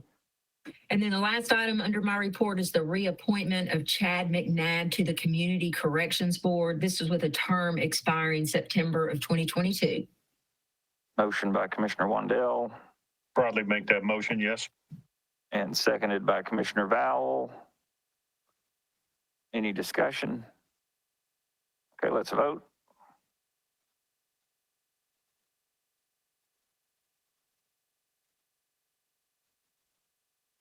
Motion passes unanimously.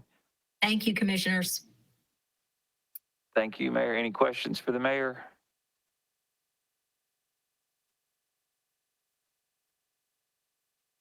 Do you have anything else to bring up, Mayor Frank? No, sir. Okay, well, thank you.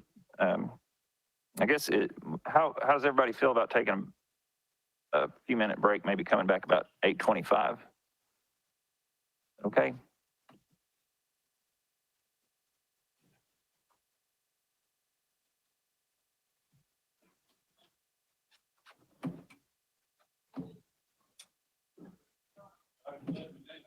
What?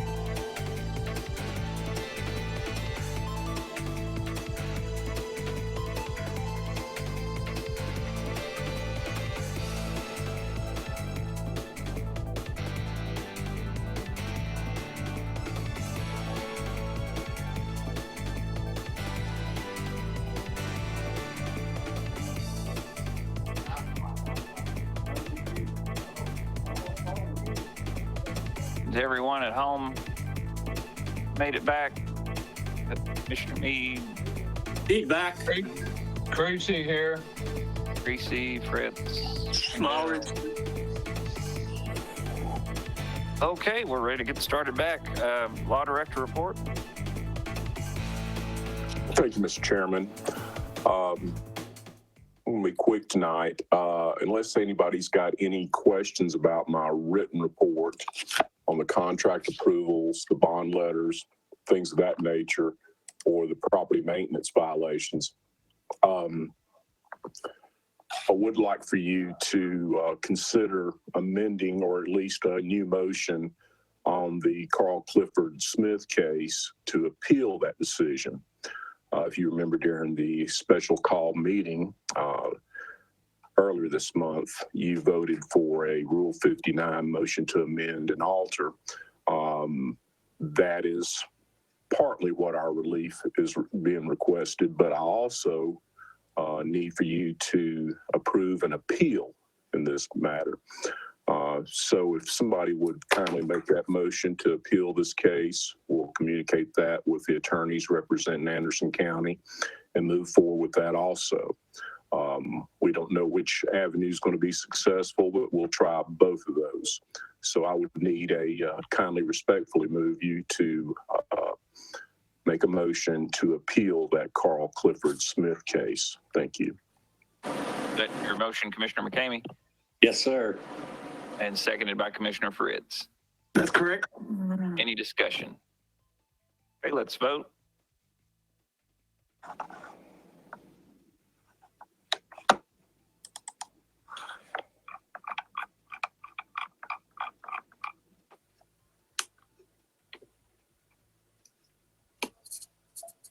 Motion passes unanimously.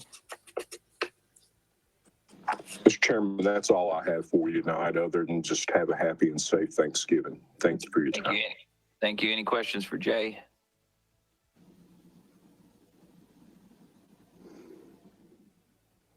Okay. Thank you. Thank you, Jay. Have a good Thanksgiving. Committee reports. Operations Committee. Chairman is. Thank you, Mr. Chairman. Commissioner Scott made a motion to allow General Clerk's office and/or his department to formally apply for the grant to create a family justice center. Commissioner Mead seconded the motion. Motion passed unanimous for the full commission for approval. Motion by Commissioner Scott. Yes, sir. Second by Commissioner McCamey. Any discussion? Let's vote.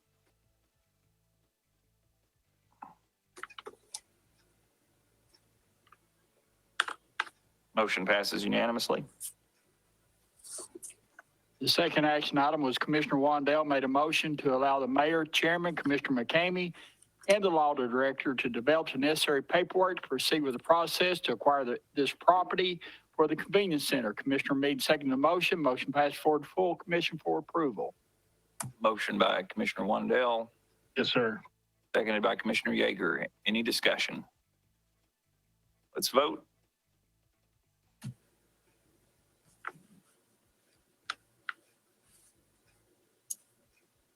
Motion passes unanimously. Commissioner McCamey made a motion to approve the request from the Sea Cadets to have a partnership with the Senior Center. Commissioner Mead seconded the motion. Further request, the motion to include them coordinating with the Senior Center. All director and mayor to facilitate their moving forward. Motion passed unanimous for the full commission for approval. Had a motion by Commissioner Yeager, seconded by Commissioner Mead. Yes. Commissioner Scott.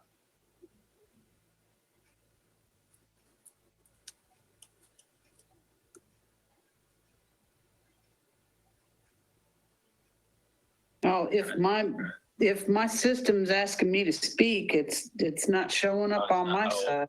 Okay. Yeah, it was saying amend, so you're good. Okay. Any other discussion? No. Okay, let's vote.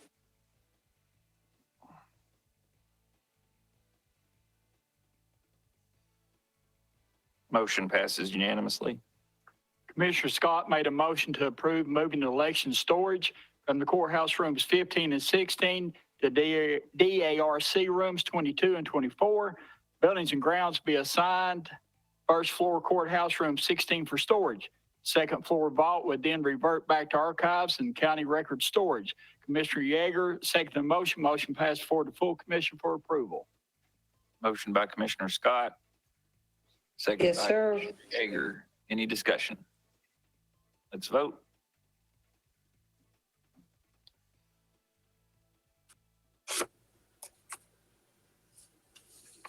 Motion passes unanimously. Commissioner Yeager made a motion to approve the deer hunt resolution 20-11-831 as written. Commissioner Scott seconded the motion. Motion passed forward to full commission for approval. Motion by Commissioner Scott, seconded by Commissioner Yeager. Any discussion on the motion? Yes, sir. Let's vote.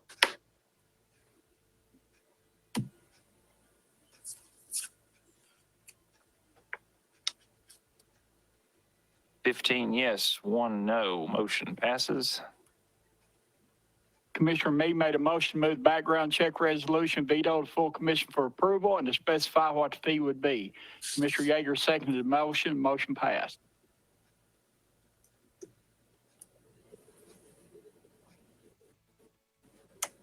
Motion by Commissioner Waddell to approve. Second by Commissioner Meade. Motion by Commissioner Waddell to approve at $20. Commissioner Meade, did you?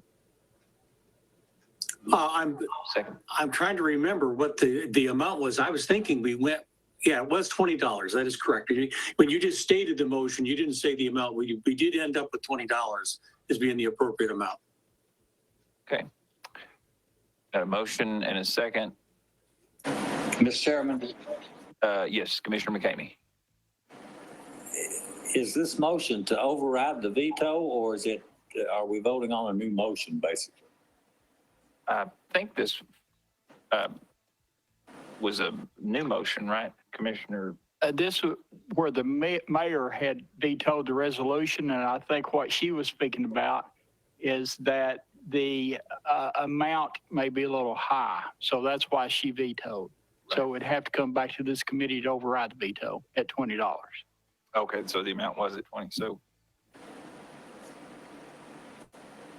Yes, Mr. Chairman, what you all discussed at the operations meeting was, and what I included was the sheriff had previously charged $5. And so other jurisdictions, for instance, in Davidson County have charged $5. So because it wasn't discussed that there was a fee attached when you initially approved this last month, and because there was not that transparency, that's why I just issued the veto so that you could at least discuss it, and if you wanted to keep it. Oh, okay. Thank you. Mr. Chairman, this is Jay. Can I speak on this issue? Oh, go ahead. I'll come right back to you. Go ahead, Jay. Yes, we're talking about apples and oranges with the sheriff's fee. This is not what we're doing in the sheriff's office. It's totally different. This issue was brought forward by the sheriff because of the inconsistencies in what was being revealed at either the desk on the 4th floor of the Jolly building or the jail, and they were not the same. My concern and the concern of the officers of the sheriff's department is that we deal only in convictions. The sheriff's department was simply pressing a key on the computer and generating various reports that did not contain actual convictions. This is a high liability issue. We're making decisions, or decisions are based on this background check for housing, employment, and a variety of other important things in people's life. We must only deal in convictions when we're doing a background check, not just allegations or charges or anything of that nature, only convictions. The other thing we have to do is take into consideration expungements. The only centralized point of contact to take care of all those issues will be the court clerk. who can vet that information, only release convictions, and make sure those charges have not been expunged. This is a much more detailed process that requires more time. On the private market, you're looking at $180 or more for this type of background check, and we're charging a nominal fee of $20 to simply recover our cost associated with this check. Now, as I've said before, you have four options here. One is to veto the mayor's, or to override the mayor's veto.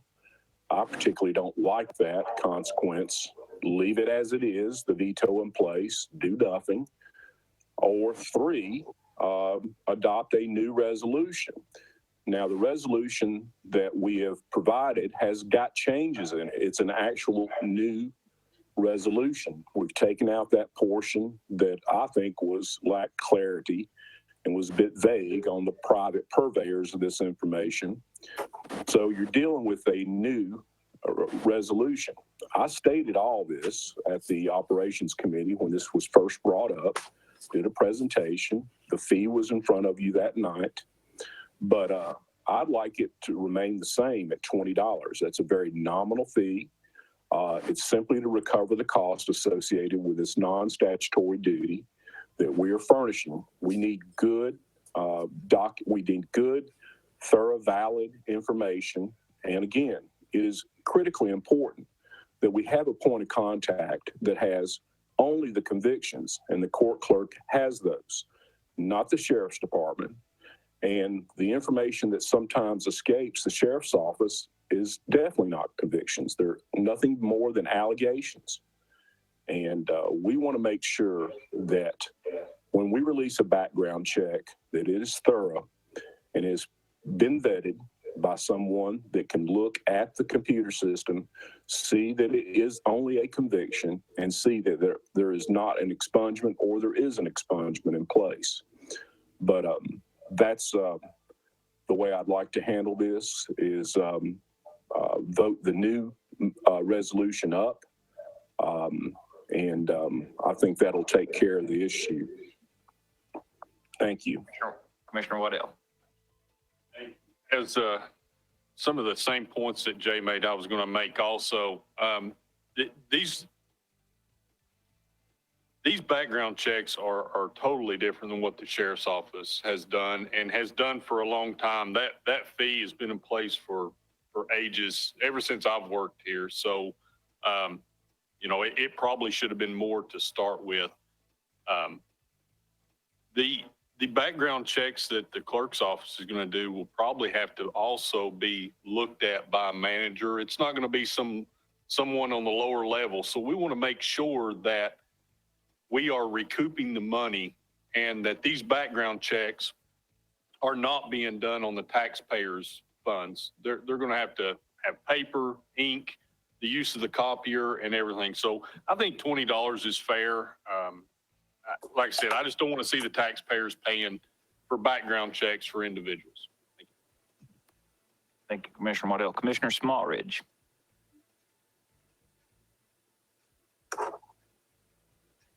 I think the law director and Commissioner Waddell kind of touched on my questions. One is, what is the actual, two-part kind of question, what is the actual cost of doing a thorough background check, and how was the $20 charge, which of course is related to that question, how was that $20 charge arrived at? The charge was originally $25, but the circuit court clerk, Mr. Lynch, wanted to reduce that to $20. I believe the Knox County Sheriff's Office was at $15. Again, we're trying to recover our cost, not place this burden on the taxpayers, and only put it on the people that are requesting this information. And I think that's proper. The other issue is the windfall that I've heard of on the circuit court clerk. That's not true. As you can see, there's not only time involved in this of his clerks and his supervisor, but also the paper and the computer system. The resolution specifies that that money will go to the computers and the supplies needed. Otherwise, that comes out of the general fund. We would have, when the circuit court clerk needed to replace this hardware and software, he would have to come to county commission and get an appropriation out of the general fund to do such. This way, the fees are retained there in the circuit court clerk's office, where he can actually use this money generated by these background checks to replace the hardware and software and supplies that are utilized in the background check. You're looking at something that is at the sheriff's office, and I've spoken to the lady that does a lot of them. She's not spending hardly any time on this because she doesn't have the time, and she does not have the appropriate data to actually pull the convictions up.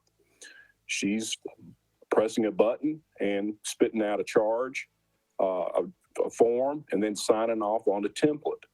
There's really no review of this information at all by a supervisor or anyone else. The resolution specifies that the circuit court clerk can establish proper protocols and procedures to make sure that we only deal with convictions, to make sure that this information is reviewed, to make sure that we have a log, an entry log, showing exactly who we have provided this information to, and that we have identification in order to give this information to the proper party, and not just somebody that comes in and says, hey, I want a background check on so-and-so. Again, we've issued opinions on private information before and public information and the problems that we have with disseminating wrong information. This is an area of concern that we're trying to take care of. And again, this is not taking something away from the sheriff. The sheriff was one that brought this issue to our attention and asked that the circuit court clerk take it over so we could only deal in convictions and vet these charges and make sure that they've not been expunged. Thank you. Thank you. Commissioner Meade. Yeah, it was my intent in seconding this motion that this be a new motion, not an override of the veto. It's simply doing a new motion with a different number. It would also require minor editing as far as saying, some dates and stuff. And there was also some minor clarifications that the law director discussed at the operations meeting. I don't see a copy of that, of the revised one here, but my hope with Mr. Waddell is that he agrees that we're talking about the new draft, and which would have to have a new number, is my intent with seconding this motion. Was that Commissioner Waddell? That was the new motion. Okay. Yep. Yes, Commissioner Meade, that was the intentions for the newest revision. Any other discussion? Yes, Mr. Chairman. Go ahead. Just a couple of things. I want to be clear that I think it should be with the clerk. And so I don't want anyone out in the public to think otherwise. I think that's the wiser decision. My only concern was this is a 300% increase in the fee that's currently being charged. And most of these requests are for things, as Jay, presented, for housing, for employment, to be a foster family. And so the clerk's budget already has a code for IT equipment. And I know a lot of IT money goes through there. And so that was only my concern, was that increase. And then just for procedure, if we can just please clarify what's this new resolution number that we're going to be voting on? The one that we have, the draft, has the same resolution number on it, but the changes is that private purveyor section has been taken out. The monetary fee is still at $20, and I can pull it up here. But that's the main change of it. There would be a new, there would need to be a new resolution number, though, a unique number. Yes, because it'd have to represent November and have the November date. Yes, I'll send that to you right away, but it does not have the new resolution number on it. That'll be the change. Commissioner Scott. Thank you, Mr. Chairman. I was just flipping through some of my, a log that I have of my bills, of what I pay on a monthly basis. And it was just 2 years ago that I was paying $41 every 6 months for a post office box. I've not changed the number. The location hasn't moved, nothing. They're still putting the mail in the same slot. It is now $56 every 6 months. And that's just in 2 years, it's gone up. In other words, I don't think that $20 is anything above and beyond.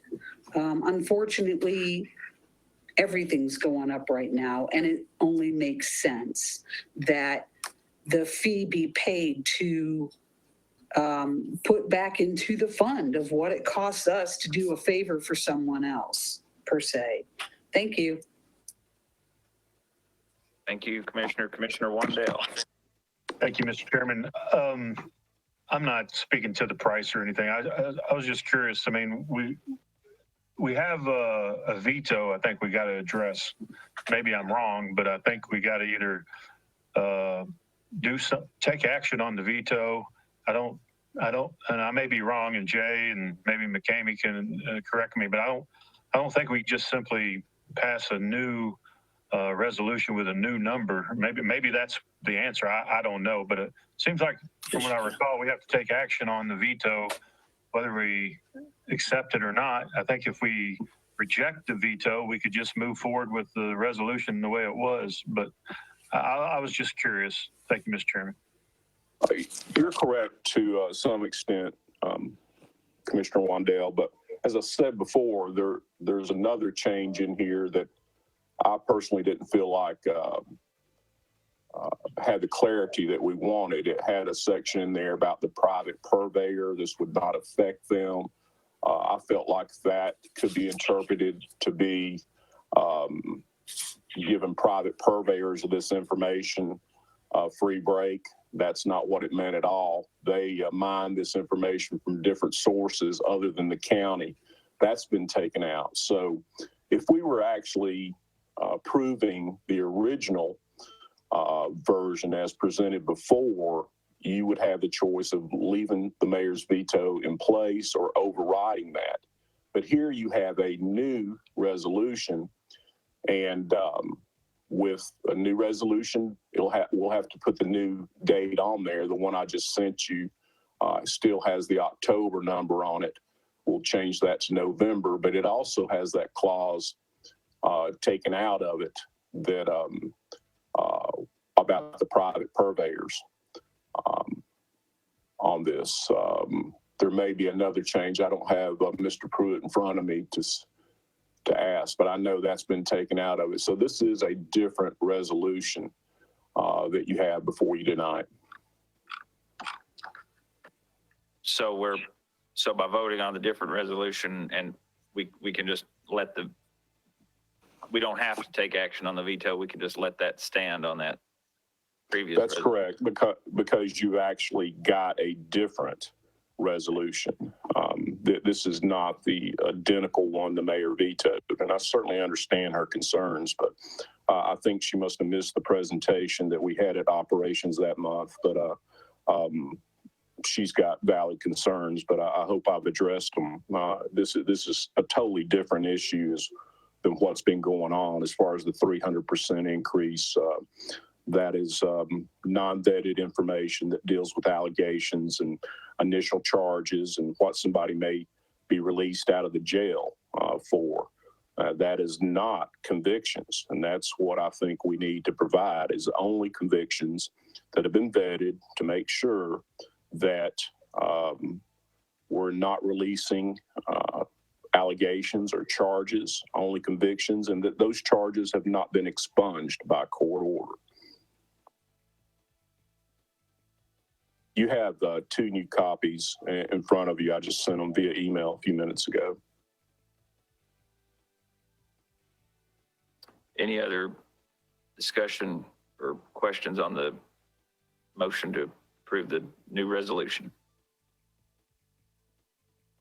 If I could just make sure I get a copy, they haven't come through to me, so if I could be included, please.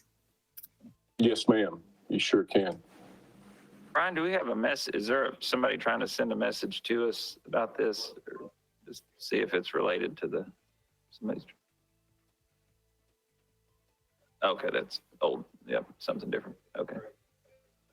Okay, just wanted to make sure somebody wasn't trying to communicate about the motion.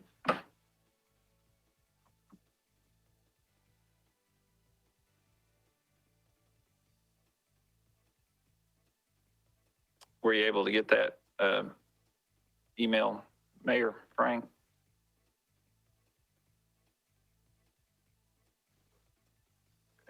Yes, sir. It just came through. Got it. Okay, any other discussion? Okay, let's vote.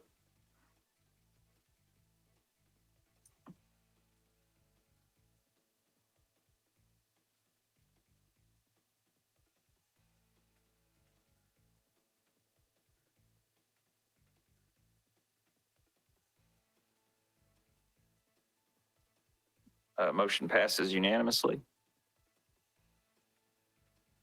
Chairman, the next one was under new businesses, an action item that was sent forward to put to this full commission. And I think the mayor made a new submittal that has got to do with this resolution, but I'm going to go ahead and read what came from the committee.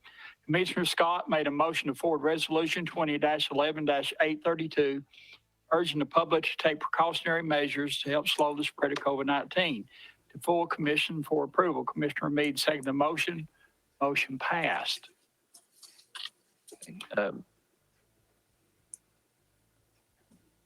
Commissioner Yeager. An adjustment to this 20-11-832. There have been changes made, and they were sent out probably this afternoon. And so this 20-11-832 is an amended resolution. The number stays the same. So I make a motion to approve this new. To approve the amended resolution. Approve the amended resolution. Okay, seconded by Commissioner Waddell. Discussion, Commissioner Meade. Yeah, I sent out to a number of people some comments on this. This new the original motion I seconded and would support tonight, but this new one is very, very different. It starts with elected officials and department heads shall have discretionary authority to institute protective measures and office policies involving personal protection equipment. And it lists all kinds of things like armored vests, full body suits, Commissioner, respirators. We're on a different motion. Jay, do you want to? Yeah, I sent you an email, Commissioner Meade. It should be on your email system. You're talking about two different issues. What you're talking about is a personnel policy that has not been to the HR committee. They tried to meet on this and didn't have a quorum. This has to come from the HR committee first. The issue, the resolution, this is a resolution before you tonight on COVID measures.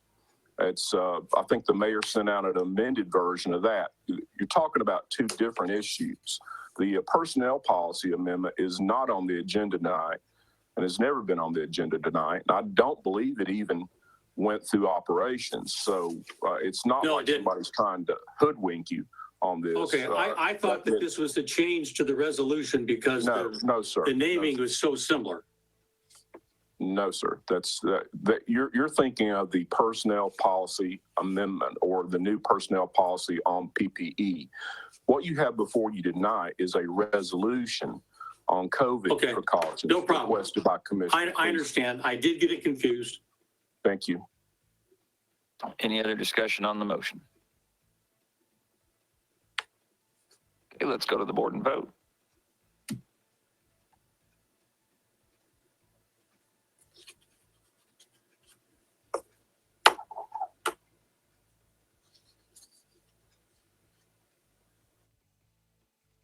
Motion passes unanimously.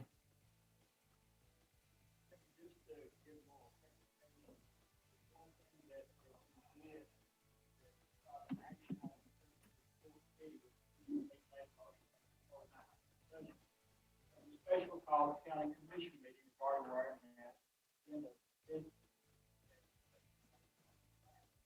That's when we're going to have a discussion about the HR policy.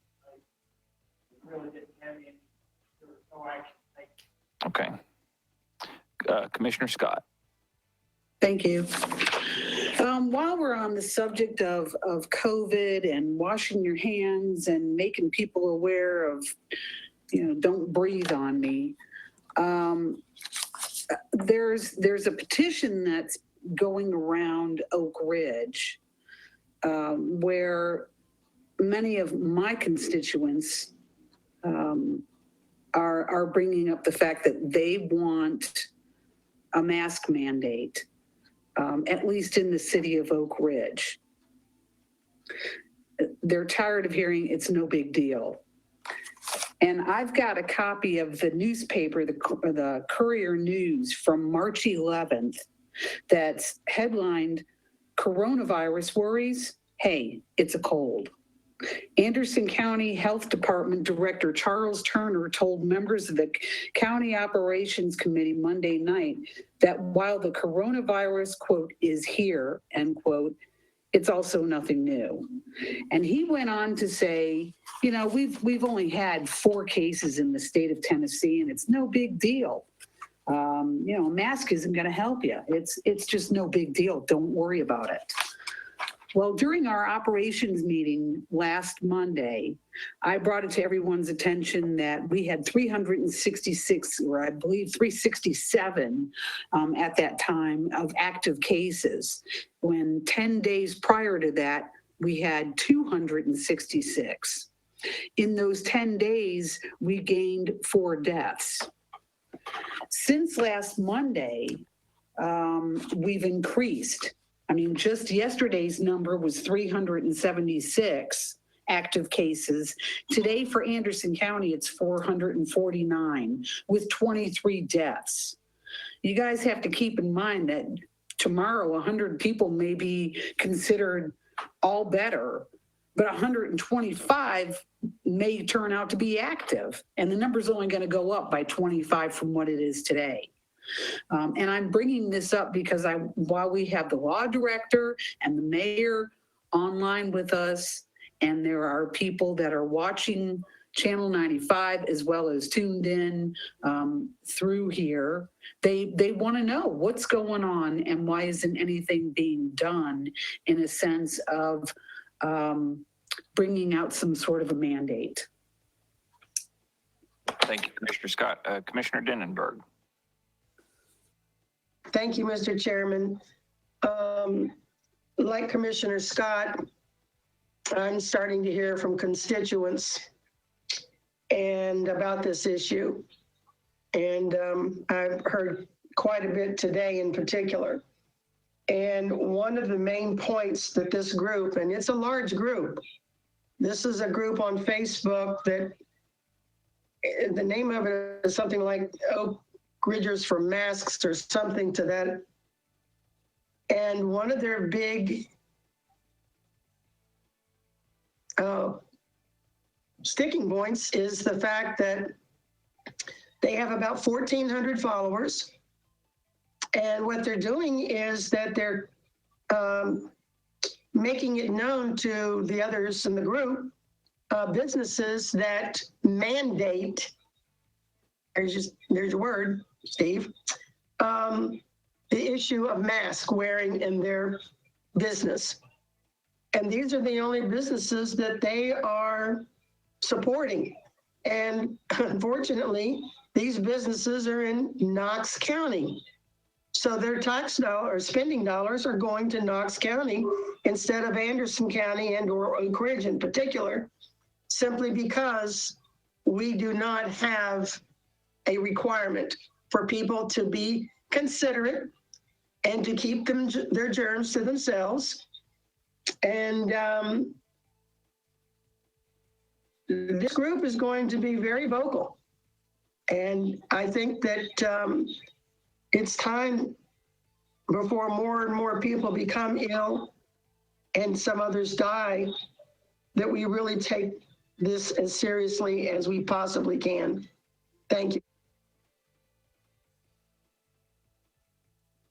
Thank you, Commissioner Denenberg. Conclude. So I'd like to go back to my original question. While we have the mayor and the law director online, I'd like someone to explain as to why Anderson County doesn't have a mask mandate. The comment has been, well, we're comparatively speaking to, with other counties, and we're lower than they are. Well, our numbers are skyrocketing, guys, and the holidays have only just begun.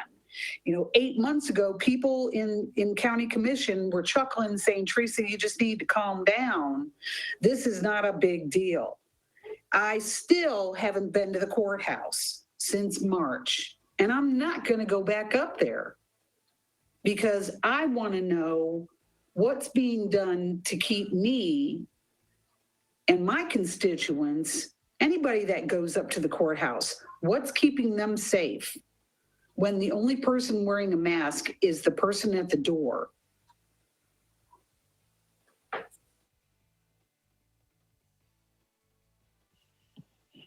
Commissioner Scott, I would refer you to my press release that I issued at the very beginning.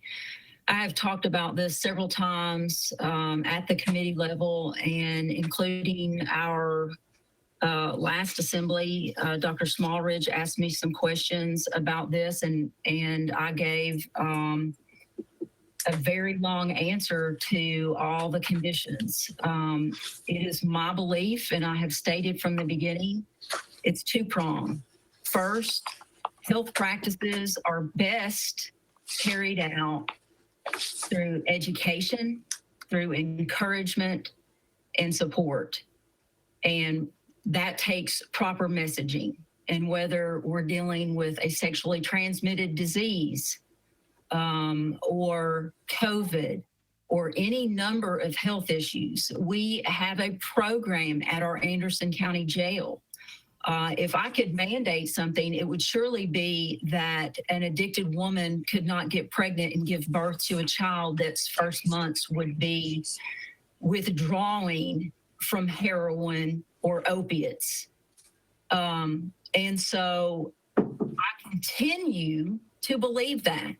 I have never cited, oh, we're doing well. I have cited data to the public in order to communicate with the public about where we stand. Commissioner Denenberg has pointed out that members of the community on their group are encouraging businesses to do that. That's what's happening here in Clinton. It's what's happening across the county. And that's the proper way to handle that, in my opinion. The other thing that I don't bring up and did not bring up in my media release because I didn't think it was productive to the discussion should focus on prevention. And we are seeing rising cases in Anderson County, as we are in Knox County, as we are also in counties that do have a mandate, as we are across the state of Tennessee, as we are across the nation, as we are across the Americas, as we are across Europe and the globe right now. And I stated in my initial press release that a policy that turns neighbor against neighbor, and some of the emails that I've received, frankly, have been bullying and cruel. I shared with another body that a citizen who did not want to identify himself, but I have his phone number here, threatened to come sneeze on Leanne if there was not a mandate enacted. I have not raised the political issue with the constituency regarding the proper statutory role that I have as mayor. And I have had this as a private conversation with one of the governor's lead folks who's leading the mask effort.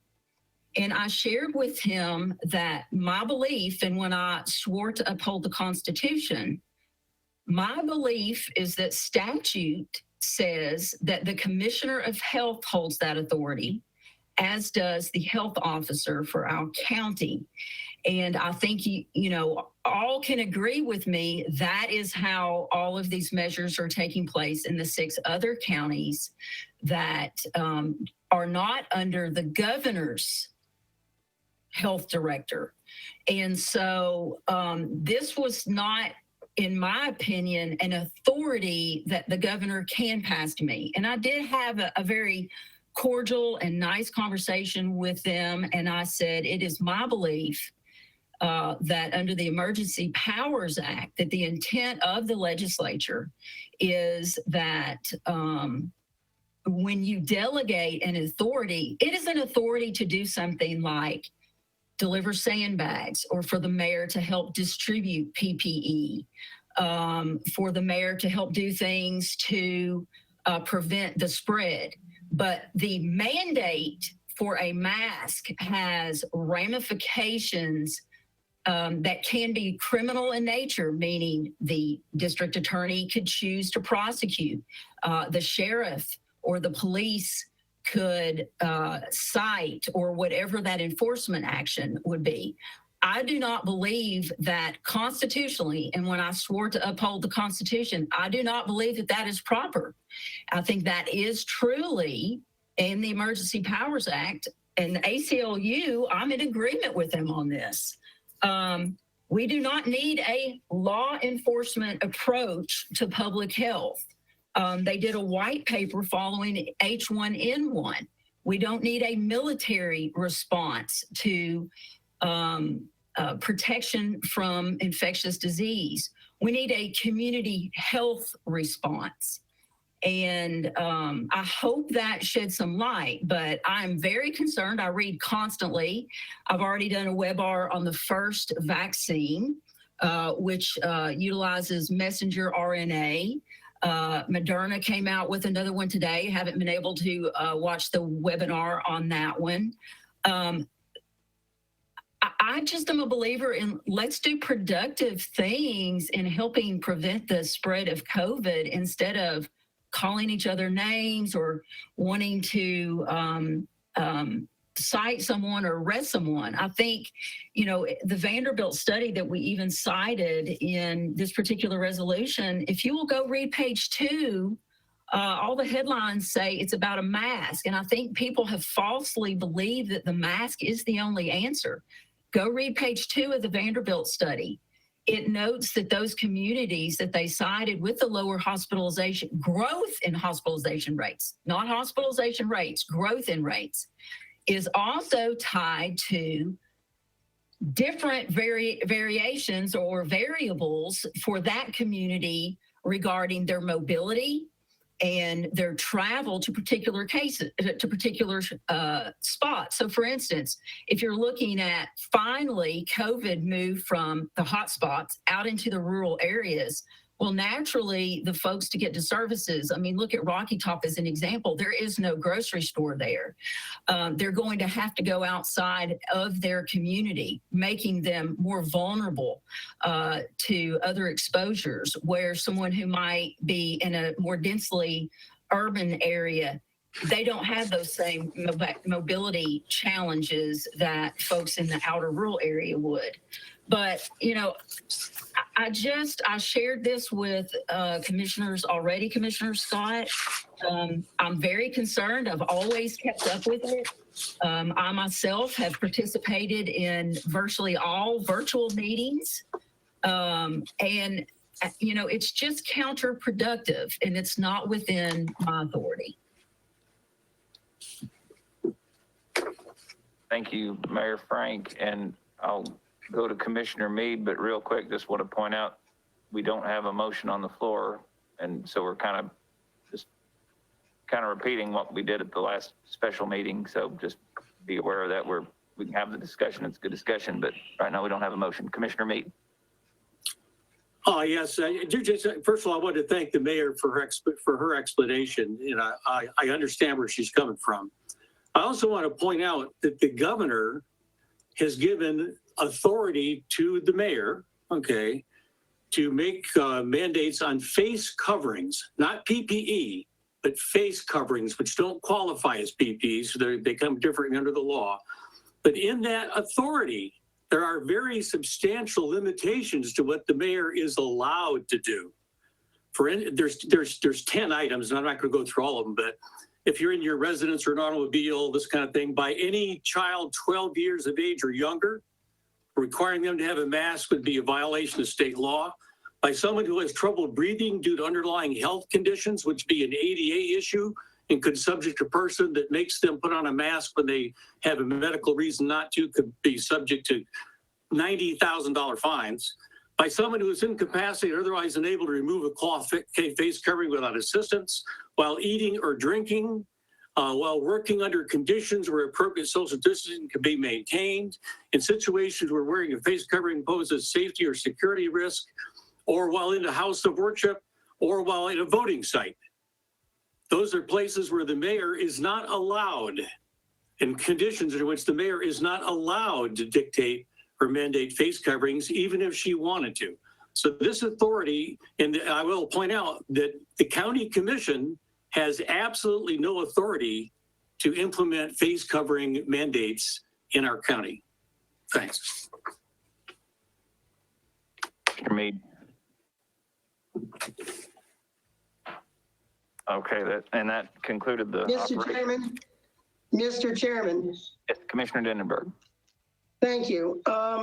There is a citizen who would like to speak to this that's on the call here. She sent a chat out. Okay, I don't see from here, but Is she allowed to? Yeah, if you're there, if you just want to give us your name and address, we'll give you 3 minutes.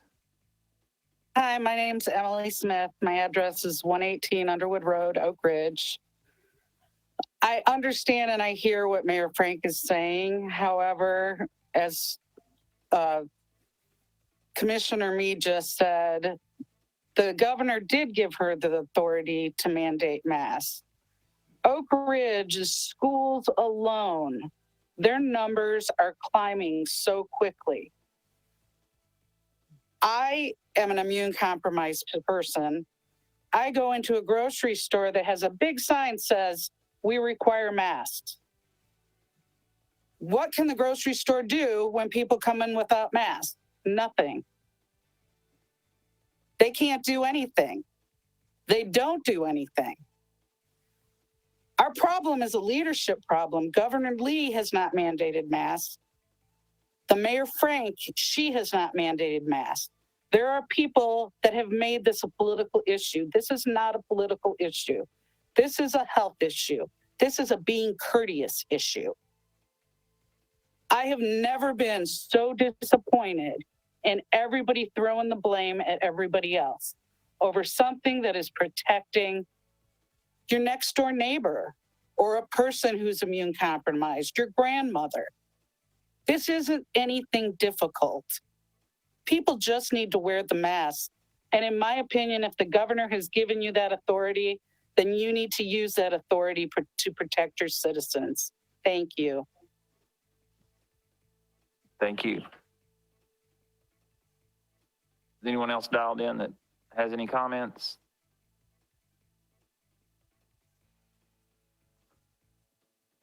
That was the end of the operations report. Chairman. Okay, move on to old business. Under old business. New business. Got a Mr. Alley, if you want to come up and give us your name and address.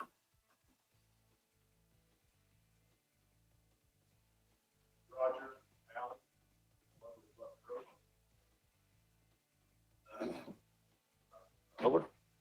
Roger Alley. I live on lovely Bluff Road in Rocky Top. Thank you, Mr. Commissioner, for Chairman, for letting me speak. I know we're kind of running out of time, but reason I'm here tonight is because of the issue on Lovely Bluff Road and Hillville Road of heavy truck traffic. When the Interstate I-75 has a backup for whatever reasons, construction, wrecks, whatever. Big trucks, 18-wheelers, over-the-road trucks, not local necessarily, but get off either at 122 or 128 exits and travel Lovely Bluff and Hillville to take the shortcut instead of staying on state roads, which would be put them down to Clinton and then up 25W. So I'd called, every time this happens, Anderson County Sheriff's Department, THP, County Highway Department, City of Clinton. Didn't get much, foot on it. Reached out to Commissioner Isabel. I'm in District 4 along with Mr. Val. So he's the reason I'm on the agenda tonight. Thank you. Thank you, Mayor Frank, if you're still on for starting, discussion about this issue, but and I'll yield the floor to my district commissioners since we're kind of short on time and stuff, and it's getting late for discussion, and I need help in resolution trying to keep these trucks off the road. Not once they get on, try to ticket them or try to do something with them. Need to just stop them from getting on these two roads in the beginning. So I'll yield. Commissioner Isabel. Chairman, thank you, Mr. Alley, for coming and bringing this to our attention. I traveled that road quite a bit. As a matter of fact, I think I even told Mr. Alley I was run off the road there last week. And it's going down Lovely Bluff, especially. There's hardly room for one car. And then when you meet a tractor trailer, somebody's got to give. And it's usually the smaller unit. And of course, I was driving my big truck. And luckily, I didn't get run off on the side that didn't have guardrail, but it's over in the ditch on the other side. But it is a concern, and I think the mayor made some comments today in an email. If she's still there, if she would want me to read that email, because it puts us, what can we do? And she's reaching out to TDOT, and what can we do, legally? Mayor, are you still out there? Yes, sir. I mean, you're welcome to read the email, or I haven't connected yet. I've reached out to TDOT. I haven't heard back yet. But when I did reach out to the Rural Planning Organization, they weren't entirely sure because they deal with state routes and the federal dollars through rural planning. So they said the first step would be determining, and you can read my emails there. I quoted the questions that I was given, that we should start with the legal questions. Do we have the authority to do it? And does the county have the authority to do it? And I can't remember what the other one was, Commissioner Isbell. On the email now.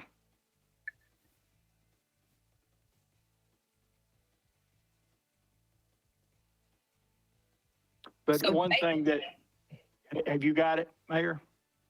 Well, basically, no. Basically, the first step is finding out what we can do, what we legally have the authority to do. So perhaps Jay can help us with that on what we could do legislatively as a county commission.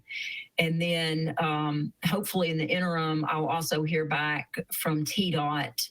One of them was about we can, I had mentioned that parts of Dutch Valley Road, to my understanding, were posted no truck traffic. And so we may be able to do that, but there might not be an enforcement mechanism, but perhaps even just the posting of the signage would deter trucks. So that might be one possibility as well.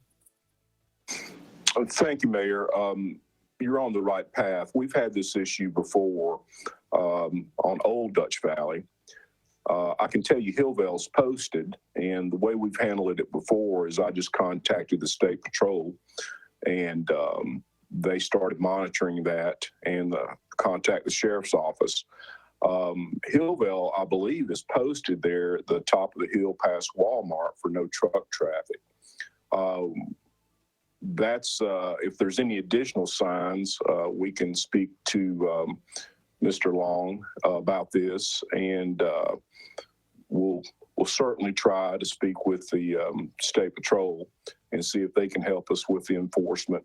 They've done a very good job with us before, and helping on the same issue on other roads and also the weight limits. But I'll be glad to do that in the morning. If County Commission is okay, I'll just go ahead and contact the Sheriff's Office and the State Patrol and see if they can give us some extra added patrols in that area. And once the word gets out that they are writing tickets, it does help a good bit to curb this type activity. But in the meantime, let me go through that area tomorrow and see if there is some additional placement of signs that could help. And I'll speak with Mr. Long about that. But I'll be glad to help with this issue, and we'll start on it in the morning, if that's okay. Thank you. Commissioner Isbell, did you want to respond before we? Yeah, well, one thing is what the other day when I talked to the chairman about this, he even suggested about trying to get where we changed the GPS route, because he made a good suggestion there, because it's the tractor trailer drivers that get off looking for an alternate route. If it's the local people, they're not going to drive that road because they know it already.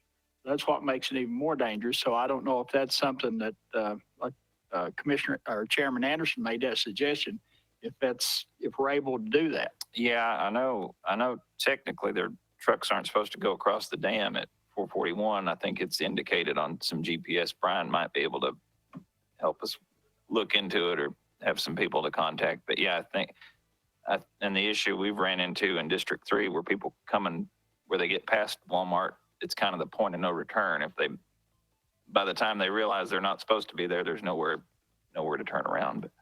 But Commissioner Val?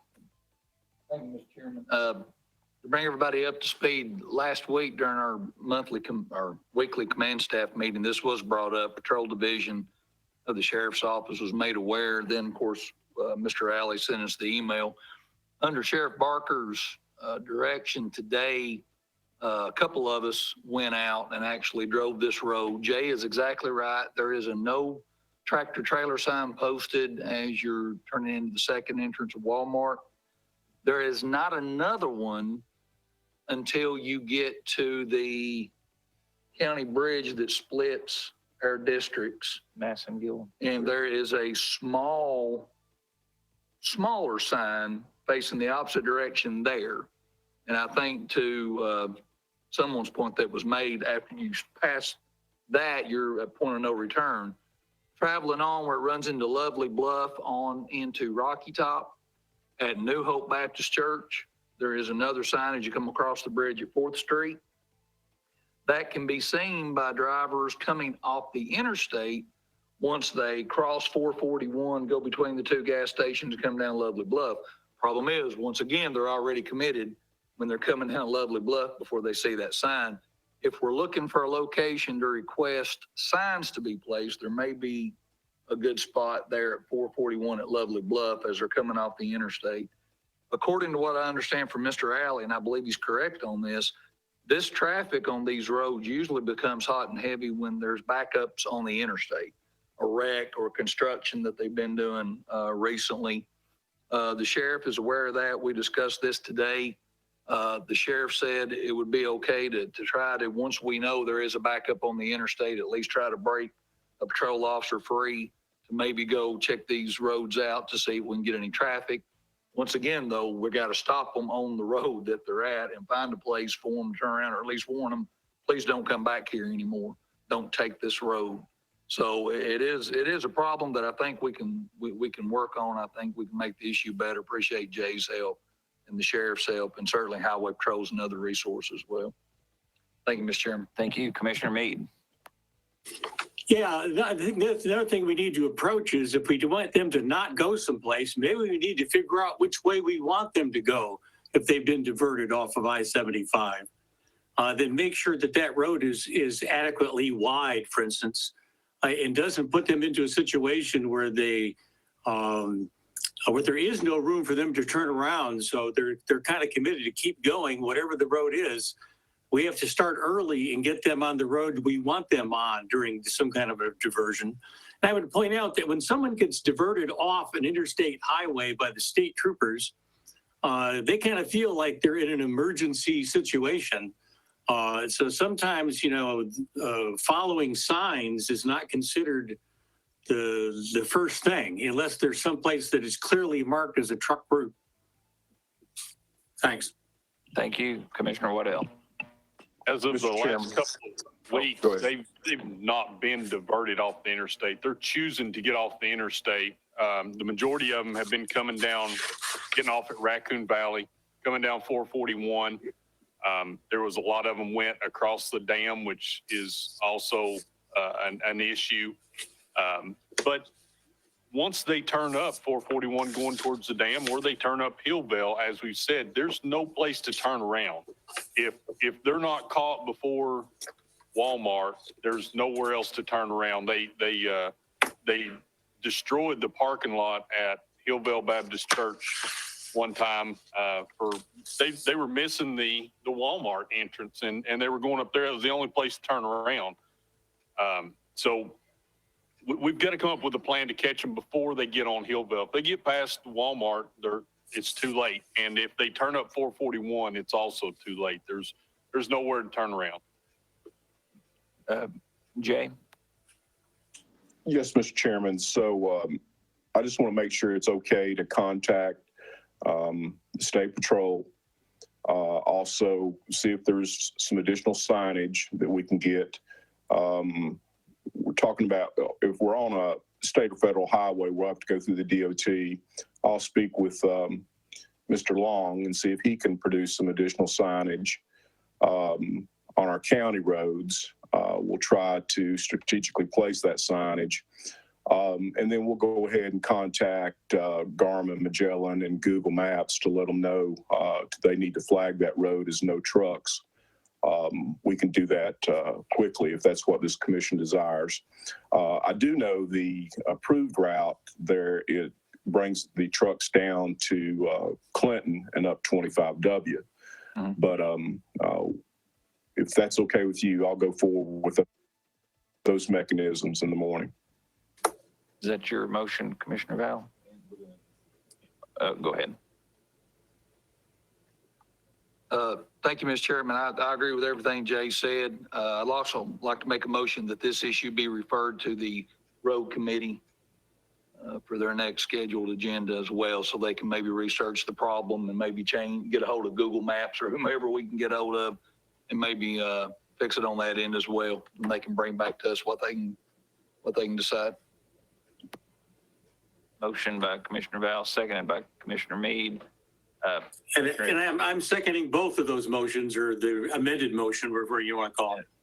Okay. Thank you, Mr. Chairman, for letting me speak again, but I'll just save my comments when we go to the highway committee.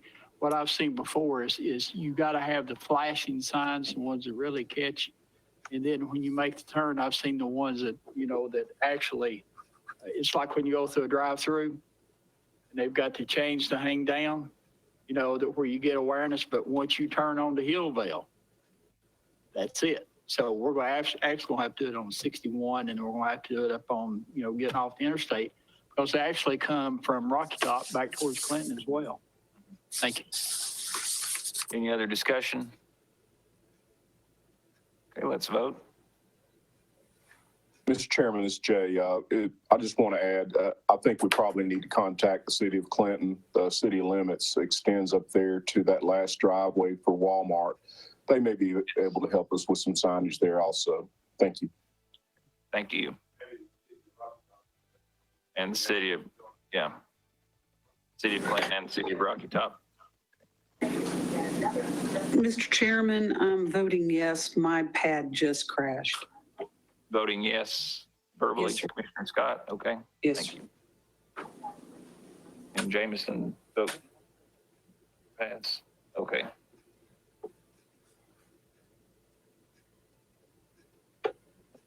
Yes, 1 abstain. And 1 absent. 14 yes, 1 abstain, 1 absent. Okay, any other, thank you, Mr. Alley, for bringing that to our attention. Any other new business?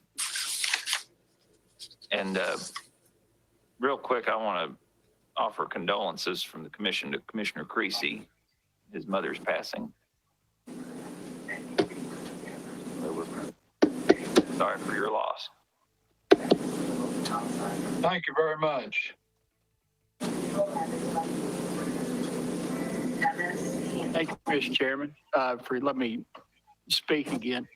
But a couple of weeks ago we had the conference call with the White House on the briefing about the COVID. And during that, they talked about the middle of November, by the end of November, the cases will rise. And I've got a chart that I sent out to some of the other commissioners about how much it has rose. It affects people in a different way. The mortality rate is still low, but still yet we've got to do everything we can to try to prevent people from getting it. So what, even in this resolution and in speaking to the mayor, she encourages the mask wearing, the social distancing, the washing of hands. And I think that, when we go out, when I go into a store and they've got that, I make sure I've got my mask on because that's what they're asking you to do. And I think if we just use common sense and respect, the wishes of, the places we go to and things like that. But social distancing is a big thing. But thank you. Thank you. Any other new business? Announcements? If not, we'll stand adjourned. Happy Thanksgiving, everyone.